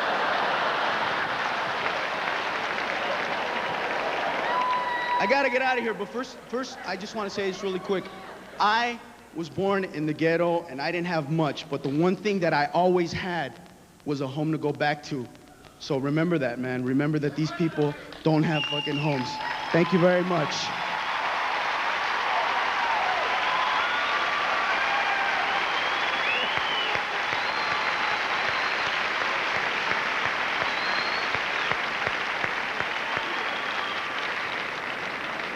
Our next performer hosts Comedy Central's outrageous talk show, Politically Incorrect. And that's why I'm introducing him. Because as you know, and I've talked about it, I am one of the most politically incorrect people in the country at the moment, and proud of it. Now, this man experiences political correctness on a weekly basis. In addition to that, you've seen him in movies and on his own cable series, the very well-rounded, fabulous, wonderful Mr. Bill Maher.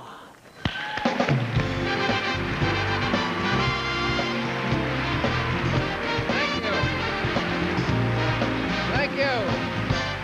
Hey, thank you. How are you? Is it still going? How are we doing with the big event? Is there a tote board? We're doing good, though, huh? Do you feel hopeful about this? I think a little more this year, don't you think? I mean, we have a government that at least is a little sympathetic to this cause. You have to remember we had, you know, Bush and Reagan, God bless him. You know, he came from show business. His idea of the government was like your agent. We'll try to get your work, but don't bug us about it, you know? I mean, you have to put it in perspective. We did have the whole 1980s, the actual economic program of this country was called Trickle Down. They were actually saying, we're pissing on you.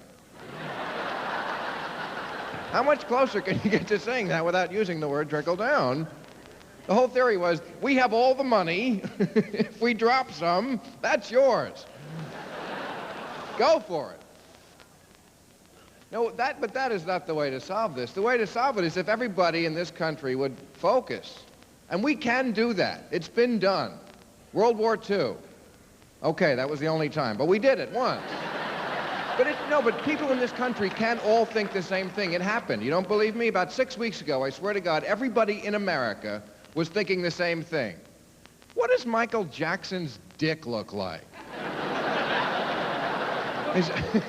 Is it a tattoo that's got him in trouble? Is it a pattern? Does it look like Diana Ross? What?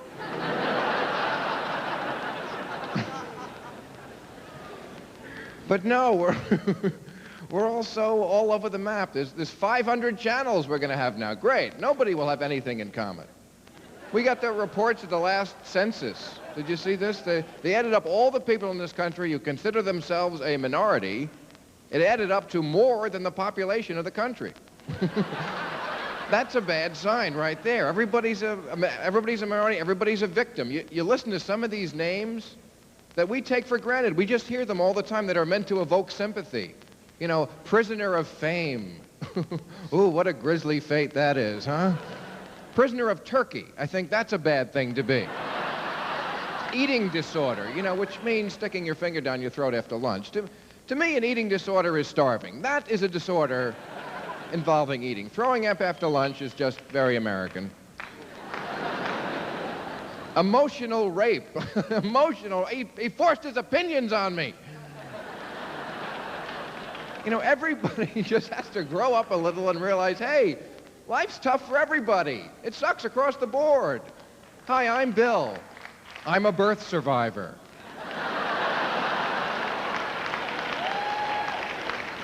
I gotta live with it every day. You know, what happened to that pioneer spirit we used to have in this country? Pioneers today, they'd need a 12-step program to cross the Alps. Or the Rockies. Actually, they never crossed the Alps, did they?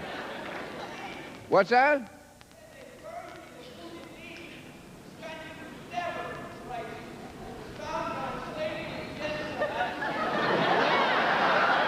And this is the right place for a debate about it. Well, but that's good. That shows, well, that shows Quaaludes are back. But no, that shows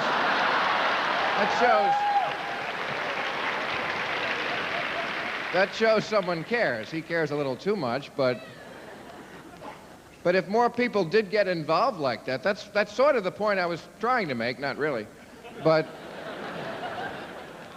that if everybody's a victim, then nobody's really a victim. You know what I mean? Sorry, I didn't mean to involve you again. But it's true. I mean, everything that used to be a sin is now a disease. You know, you have sin, you went to a priest, and he made you feel guilty, and he said, you schmuck. Well, he didn't say schmuck, but I mean, that was the idea, is that you confessed your sins. Now people go to a psychiatrist, you know, and psychiatry, I'm not knocking it, but, you know, it was invented for people who are really nuts. And that was just for anybody who's whining that they can't get laid or they got locked in the closet with a spider when they were 3. Oh, shut up, get a job, grow up. You know, even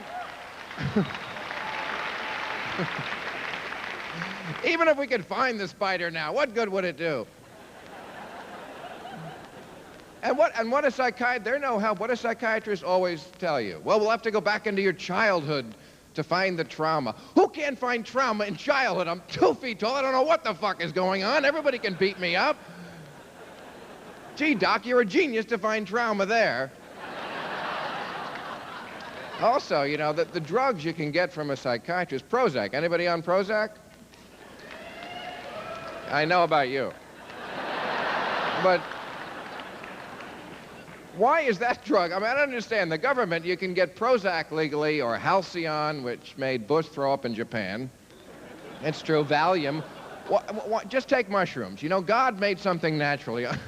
I'm not advocating mushrooms. I just don't understand why the government acknowledges the fact that sometimes we need something to change our bad mood. But it's got to be their list. I mean, you know, mushrooms, God made those. They're natural. I don't know who's making Prozac. You know, why does God make mistakes? I don't think so. Why are there so many different kinds of mushrooms and one kind that's really different? It's like this one's good on sauce, this is good in eggs, this one makes you laugh for 8 straight hours. That doesn't seem random to me, because God knows that sometimes you have to laugh for 8 straight hours. God knows life sucks. It's right in the Bible. Look at the book of Job. The book of Job is all about Job saying to God, God, can't you take away pain and misery? And God says, no, please. But I'll give you drugs. That's the best I can do. I'll give you drugs. But I can't take away misery, because then no one will talk to me.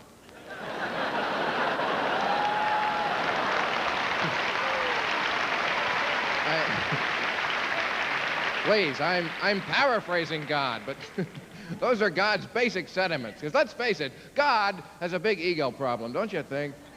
I mean, we always have to worship him. Oh, you're the greatest, you're perfect, we're fuck-ups, you know everything, we're in the dark. Secure people don't need to hear that all the time.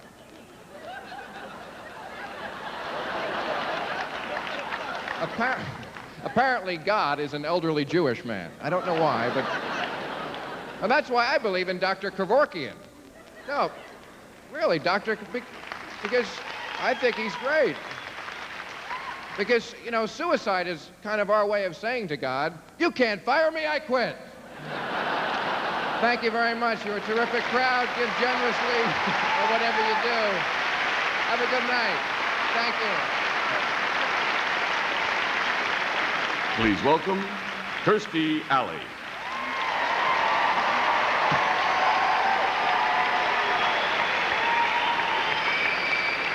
Thank you.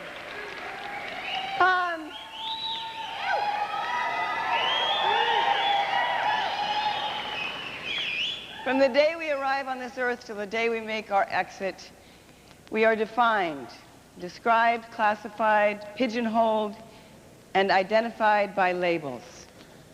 Well, some of them are flattering: beautiful, talented, artistic, thin, intelligent, and so on and so on. But some of them are not so flattering: nerdy, the pest, the loser, the troublemaker. You get the idea. Often we define ourselves by how others describe us. And when we are aware of the descriptions, we have the choice to conform to that image or to change for the better. But what if you're branded with a label that you can't control, a label that singles you out for ridicule and taunts and painful rejection? And what if you're at a very young age and impressionable when this label is applied to you? And what if that label is something so seemingly innocuous as being homeless? Well, it's not innocuous. It is painful. It does cause rejection, and it promotes ridicule. And it is a dreadful blow to a young person's self-esteem when their supposed friends learn of their condition. To a child, it's not only what happens on the outside, but the emotional, internal damage that takes its toll on innocent lives. It happened to a girl named Tanya, and it's happening to many other children who are homeless. And aside from being destructive, it's just not fair. Hey, Mama, what's that there? And why that other there? And Mama, oh, hey, Mama, hey, look at that over there. Hey, what they doing? Children are the first to suffer when a family finds themselves on the streets without a home. Many of these little ones don't get enough proper food to eat. They don't see a doctor on a regular basis, and they don't have access to the basic necessities most of us take for granted. 10-year-old Tanya knows all about this kind of life, She and her mother have been homeless for a little over 6 months. They're living in a decent shelter now, so things are slowly improving. But for Tanya, being homeless has taken its toll emotionally. I'm afraid a lot of the kids at school will, like, find out I'm homeless because they'll betray me. They won't be my friend. They'll make fun of me. They'll spread rumors about me. Don't wanna comb my hair, and where's my teddy bear? And mama, oh hey, look at the cowboy coming there. The children have been traumatized and have a lot of fear and insecure feelings about, you know, where they're at, where they're going to be going next.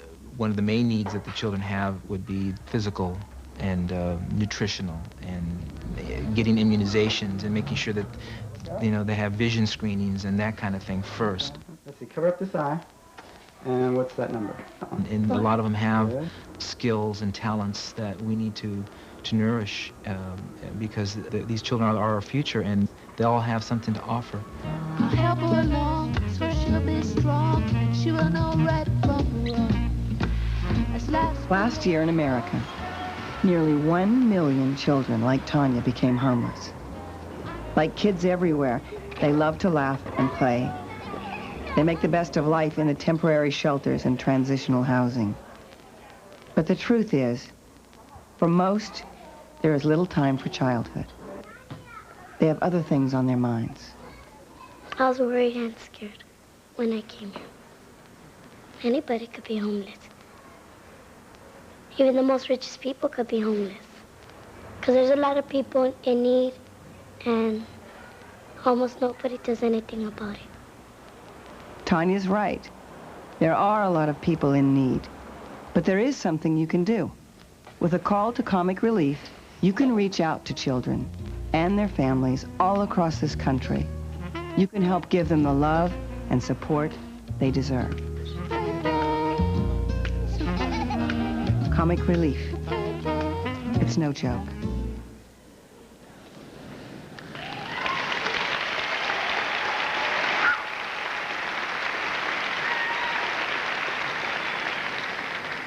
Among the many things I enjoyed about Mrs. Doubtfire, besides the incredible tits, and actually having a period, but no, was our next performer.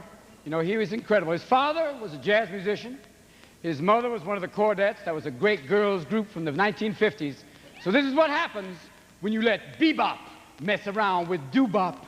It's fusion, ladies and gentlemen. An amazing performer, Rick Overton.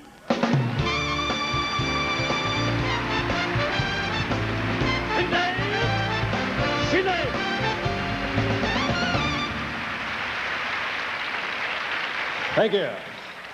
Yeah, I got my goatee too. Guys with goatees, I guess these things all roll around in cycles, don't they? You know, did you ever in your entire life think you'd live to see bell-bottoms come back again? Not 60s peace or 60s love or 60s fucking bell-bottoms. The one thing we could have left in the 60s, we bring them back. Ding, dong, ding, big doofy elephant bells. I hope my fashion makes it to the car before they're not hip anymore. I'd better run. Stuck in some kind of Twilight Zone Mobius loop. Yeah, that's the way it works. Have we run out of things to pierce on our bodies? Is there anything left to pierce on the human body? Of course, you got the earring, but not just one earring anymore. Now it's 100 earrings going all the way up the ear. There's someone on Melrose going, just make the jingling stop! Make it, hello? Hello, fuck! The nose ring. Well, what the hell? I put the hole there in the 70s. Might as well plug it up with something so I'm not whistling for a taxi I don't want on a windy day.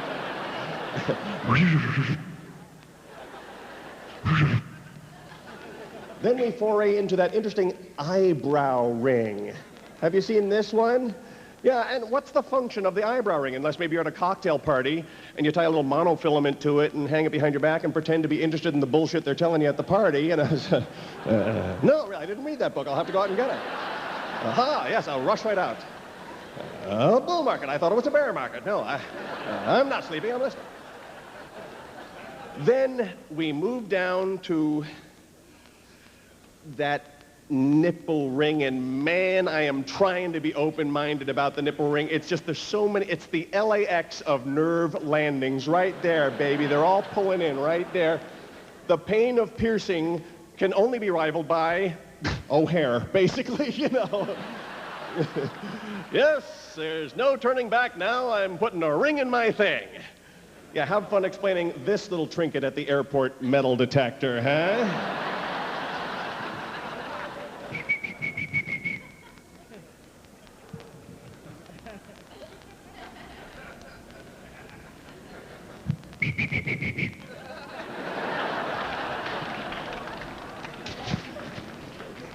Wow. Wow, wow.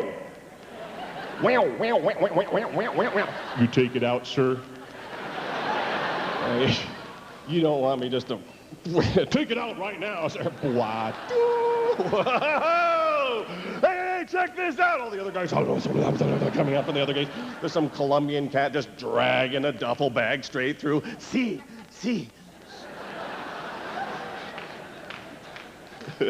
They're making fun of me now. Hey, what is that? You lashing out at your parents? Yeah, this must be a desperate cry for help.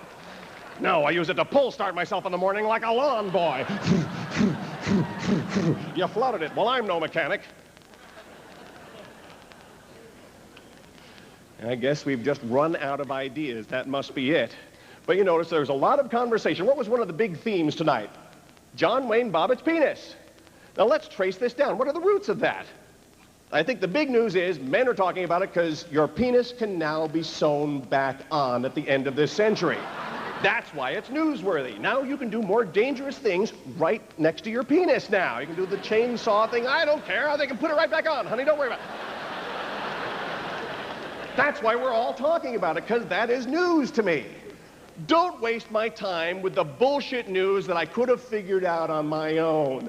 Valuable radiation screen time for the bullshit. Make a separate channel for that, the duh channel. All obvious, all the time. You give us 30 minutes, we'll give you a half hour, you know? Obvious news, like Heidi Fleiss. Hey, they found a hooker in Hollywood who may have been fucking some producers. Duh! Duh! I don't have time for that. Governor Clinton may have shuffled some money around. Ah! Michael Jackson may have touched some 13-year-old kid's dick. Duh! Wake up! Come on! Look, how fucked up do you have to be for LaToya to think you have a problem? Come on! This has nothing to do with a gay issue. It has nothing to do with that. Why are we still talking about gays in the military? Don't waste my time with that bullshit. Gays, I think it's fair for gays to be in the military as long as we also start allowing straight, uptight Marines into musicals. One singular sensation, every little move you make. The music of the night. I'm just a girl who can't say no. Got a hairstyling problem? Send in the Marines. Your hair's been overconditioned and must be allowed to breathe. Interior decorating. There is a conflict in this living room. Peach and mauve do not belong on the same sofa. Those pillows have to go, go, go. I don't know, but I've been told fuchsia doesn't go with gold. Sound off track lights, sound off earth tones. Thank you, guys.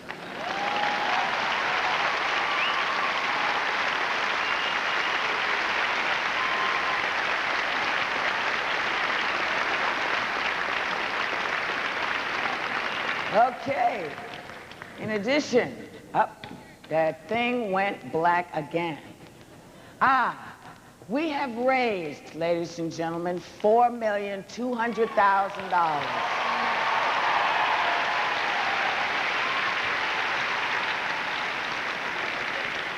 And that's almost half a million more than last year at this time. But wait, here's the really great hit thing. Mister, sit down, I can't see the prompter. Thank you. Our audience here tonight contributed $750,000. Thank you. Thank you. Thank you. Now, in addition to being Comic Relief 6th Day, today, January 15th, has another great significance because, of course, it's Martin Luther King Jr.'s birthday. Wow.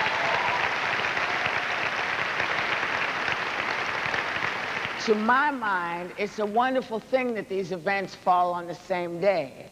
Because Dr. King's message of brotherhood and the message of comic relief mesh perfectly. And we celebrate officially on Monday, which is a federal holiday. Hello, wake up, Arizona. And which means, I don't want to nitpick, you know, but it's about time. Y'all have a nice long weekend to sit back and contemplate how good life really is and how lucky we are and how we can help improve the lives of others. And you can contemplate how many uses, and you know what's coming, you'll be getting out of the Comic Relief t-shirt. You receive when you make a donation of 30 or more. Now, come on, call. The shirts are waiting, honey. Oh, here's the front. I'm tired. I'm getting old. I'm a tired old black lady. Speaking of, thank you, honey. Don't you think I know that? You think I would have a career without you people? No. No. Fuck Siskel and Ebert. It's you I care about. All right. But he's back. He's black. He's mad. He's bad. And this is not an introduction to Lethal Weapon anything. This is an introduction to a man who cracks me up. He spent years collaborating with Richard Pryor, years performing his own stand-up at clubs around the country, and the last few years doing a one-man show off Broadway and on the road. And I'm so pleased to have him with us. I'm pleased to give him to you tonight because I adore him. Mr. Paul Mooney.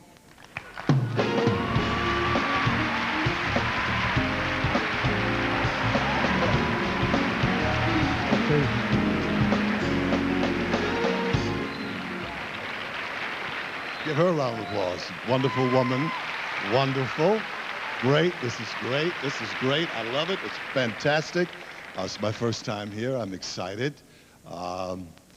I'm a little mad. I'm angry. I just want to send this message to our President Clinton because we spent all this money to send people in space and they lost some space probe up there, millions and billions of dollars. We have homeless. I want Mr. Clinton to spend that money on homeless because God has put us here already. Earth is in the middle of space. We're already here. We're hanging here already. It's like being in Macy's trying to go to Macy's. I want to talk about 93 for a minute. I know it's 94 and I want more and I'm very happy and excited about it. A lot happened in 93 to a lot of people, starting with Whoopi. Whoopi got in a little trouble with the blackface. We all know that. And I had said that it's very hard to be a black man in America. It's very difficult. You saw that Ted Danson was black for an hour. Look all the trouble he got into.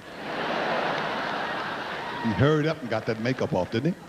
He said, let me rub this shit off quick, quick, quick, quick, quick, quick. And of course, Michael Jackson, which I'm upset about that because I think it's a witch hunt. I don't believe a word of it.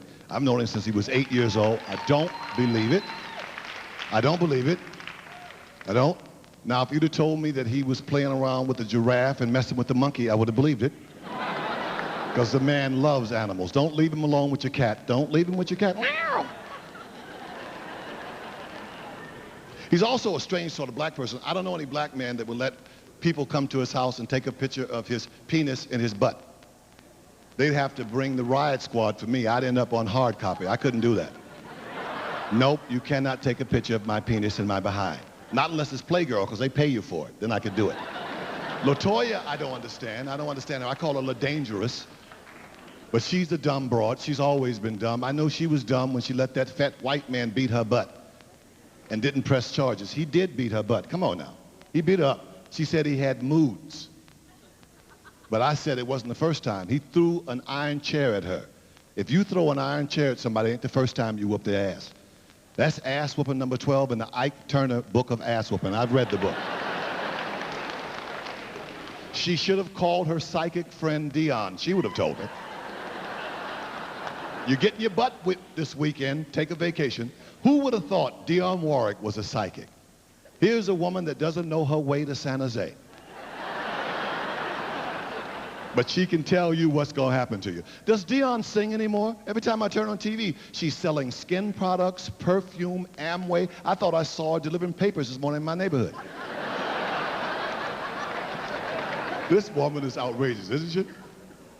Of course, then we have the big deal that happened last year, and I know everyone's talked about it, the penis thing. But my thing about it is, it's a white man's penis, and that's why it's such a big deal. Women get their arms cut off and mutilated, and nobody cares, but they're making this man a movie star. I think it's a bit disgusting. And I think she should get an award. She obviously has 20/20 vision. She saw it, she found it. She should get an award for finding it. I was surprised to see she was Latino. I thought she was Japanese because it was a Benihana thing. She was in that room slicing and dicing. Then she went to her girlfriend's house. She confessed. The girlfriend told her go back because she threw it out on the freeway. The girlfriend said, go back and find it.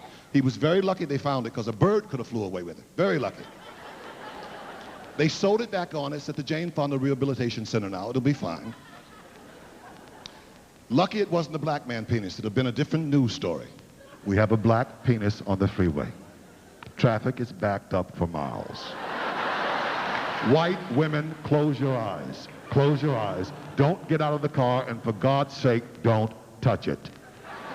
We're sending a crane out to pick up the black penis.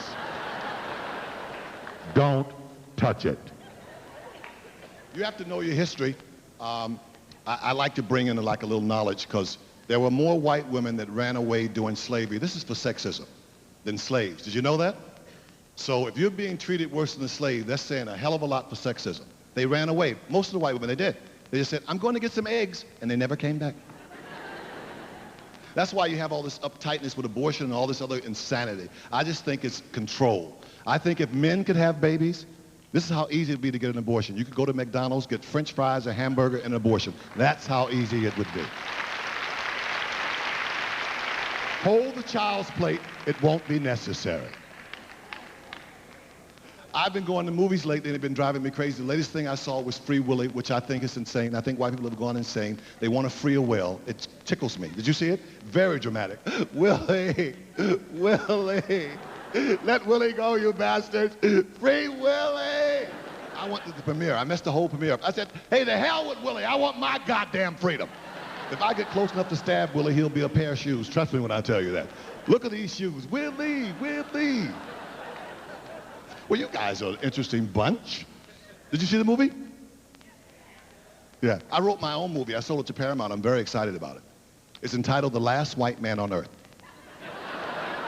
But it's not a sequel. We catch him. But there's a lot of screaming. Get him! Get him! He's over here! Catch him! A lot of running, a lot of drowning, a lot of swim scenes, a lot of skiing scenes. And this white-on-white crime I don't like either. I don't like that. I don't know what this is. It's running out into tennis courts and kicking white women and stabbing them. What is this all about? Another sexist thing. Let's call it what it is. Because usually when men watch games, what do they say when they watch a football game or a basketball game? We won. We threw the ball. But these women are out here trying to do these things and they're doing them in. I think it's very sick. Then we got the Mendez brothers. That's insane too. I'm sorry. It's a bit much for me. Their story's the only story. The parents are dead. I mean, they're making up some bizarre stuff. My dad stuck a toothbrush up my butt and said, we're going to brush your teeth the hard way. I said, come on.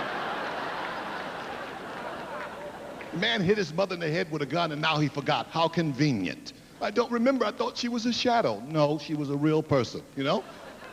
I say fry them all. I do.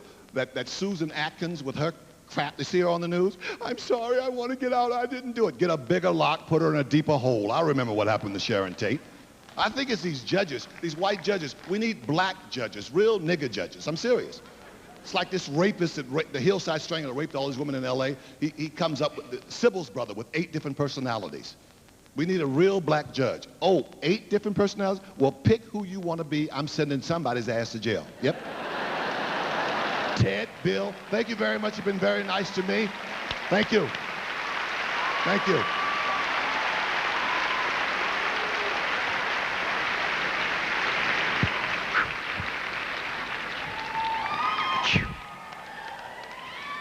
Just want to say for people watching on the East Coast, this is your last chance. We're breaking records. Yes, we are. We're making a lot of money. Thank you. Thank you for staying this long. If you're watching over in Europe, it's good luck. Thank you. Bill's, thank you. Bill's over there right now doing his little Bill Clinton square dance. Going to Somalia one more time. Here we go. Stepping forward. They don't give thanks. Stepping back. Come back with thanks. Thank you. Now, we're going to bring on right now. Here's a change of pace. We'd like to bring out a magician. And this is probably the first time that we've ever really had a magician on Comic Relief, but I think you'll agree that his act is very, very special. And you'll see why he's crying out to be part of this show. Now, ladies and gentlemen, please welcome, direct, right here to Comic Relief for the very first time, the amazing Christo.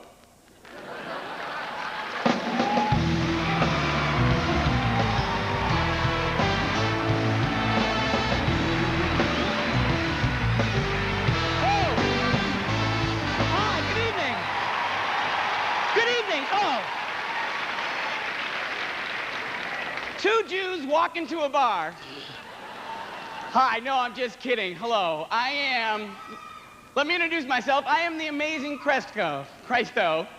And I don't claim to be Jesus Christ. I am merely an illusionist with the ability to create some of his most popular and show-stopping miracles for you good people.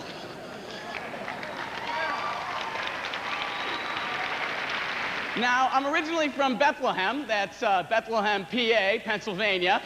And thank you, some people from my hometown. And I'd like to introduce you to my lovely assistant, the very, very Mary Magdalene. She'll be helping me. Now, when Jesus was a young boy, he was attending a wedding with his mother. And like any good wedding, they ran out of the booze. This was a long time ago, before we had Vendomes or 7-Elevens. Or crack. So,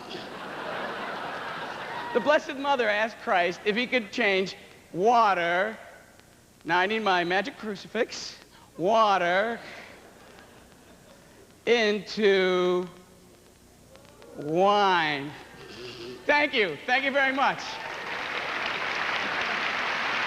Thank you. Boy, it's a lot hotter in here than I imagined. Woo! Well, you know, Christ actually never did any tricks with handkerchiefs, but that was my own trick, and I thought I'd do it for you people.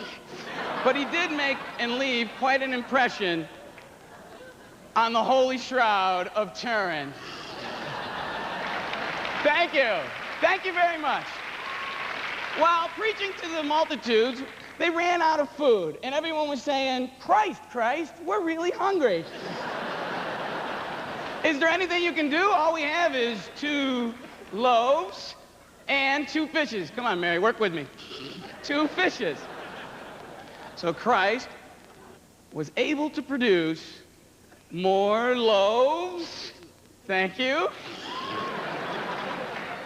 And another loaf.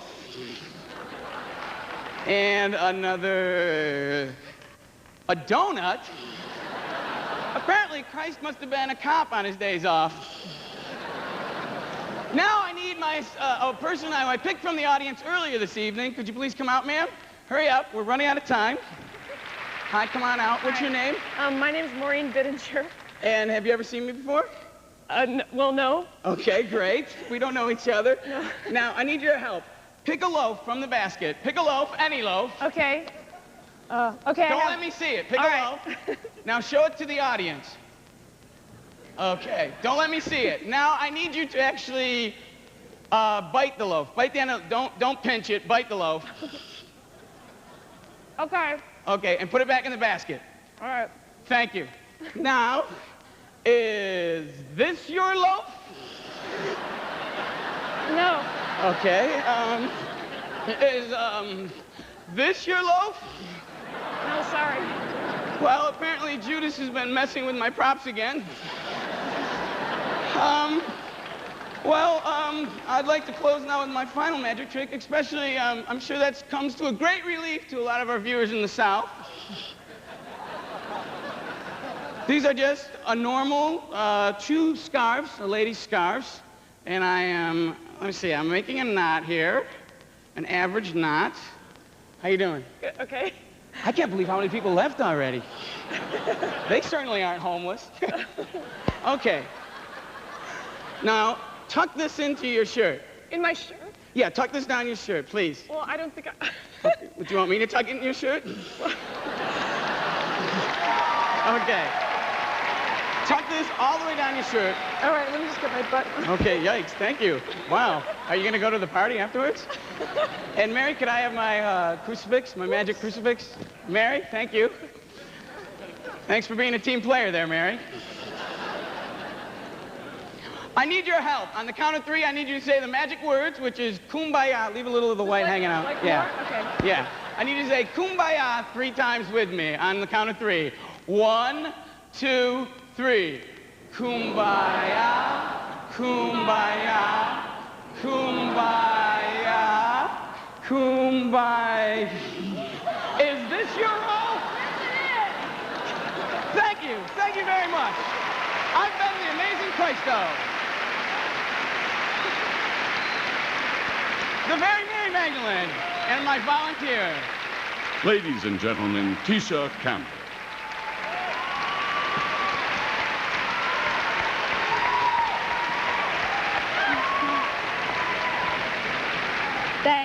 Thanks a lot. Thank you. As we approach the end of the 20th century, there are some amongst us who can actually remember what their country was like at the turn of the last century. These special individuals have seen things over the past 9 decades that men and women from earlier times couldn't even imagine.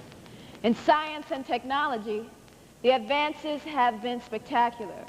Once, the adding machine was a wonder. Today, computers do the work of 1,000 adding machines in 1,000th of the time, are commonplace. Cars, jet planes, rockets, antibiotics, organ transplants, it's all too remarkable for words. But with all the brilliant advances, the startling innovations, and the miraculous time savers, certain things have remained at a standstill.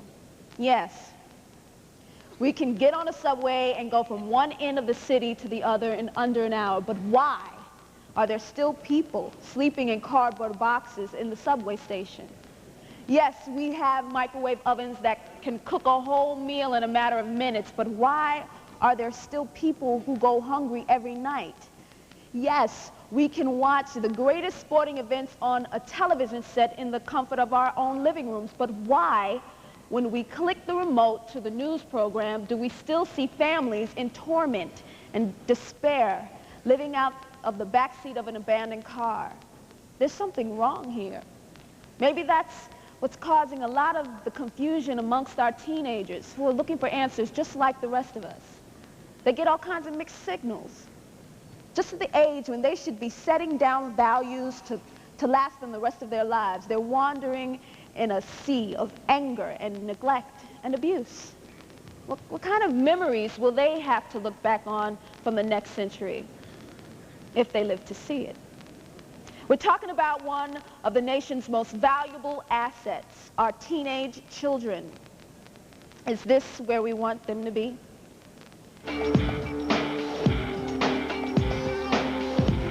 Each year in America, nearly 1 million young people run away from home. Many are kicked out of the house, or they leave on their own because of neglect or abuse. Whatever the reason, for most of these kids, when they arrive on the streets of our cities, their lives go from bad to worse. And whatever their expectations may be, they soon come face to face with the shocking reality of homelessness. I got off the bus, and I didn't know anyone. I didn't know where to go, so I just started walking up Sunset Boulevard. But by that time, it was getting cold, and it was getting dark, and I didn't have anywhere to go. So, and it just hit me that that was the stupidest thing I've ever done. All kinds of things have happened to the American family. I mean, it really has crumbled in many ways. And when the environment that we adults provide is not humane, a surviving child will run away.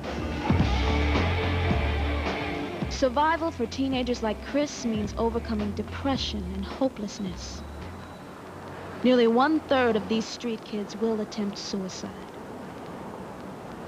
It means battling the elements and harsh living conditions, and of course, every day these kids, some barely teenagers, face a world of drugs, prostitution, and crime. But Chris is a survivor. He found a temporary place to live here at this Covenant House shelter, and he recently found a job. At first, Chris was afraid to tell his employer he was homeless.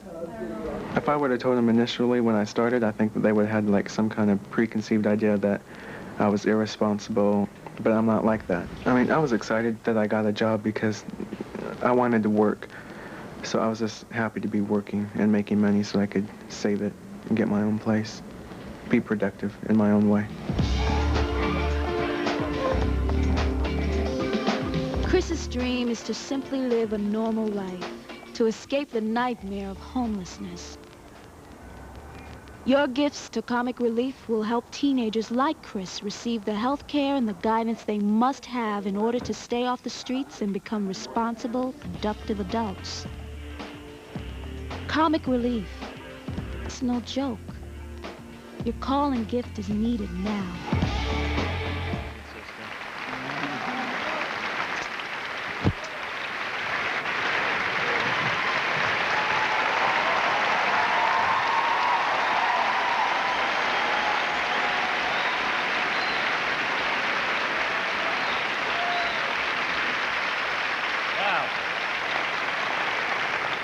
We come with good news. The tally so far is $5.6 million.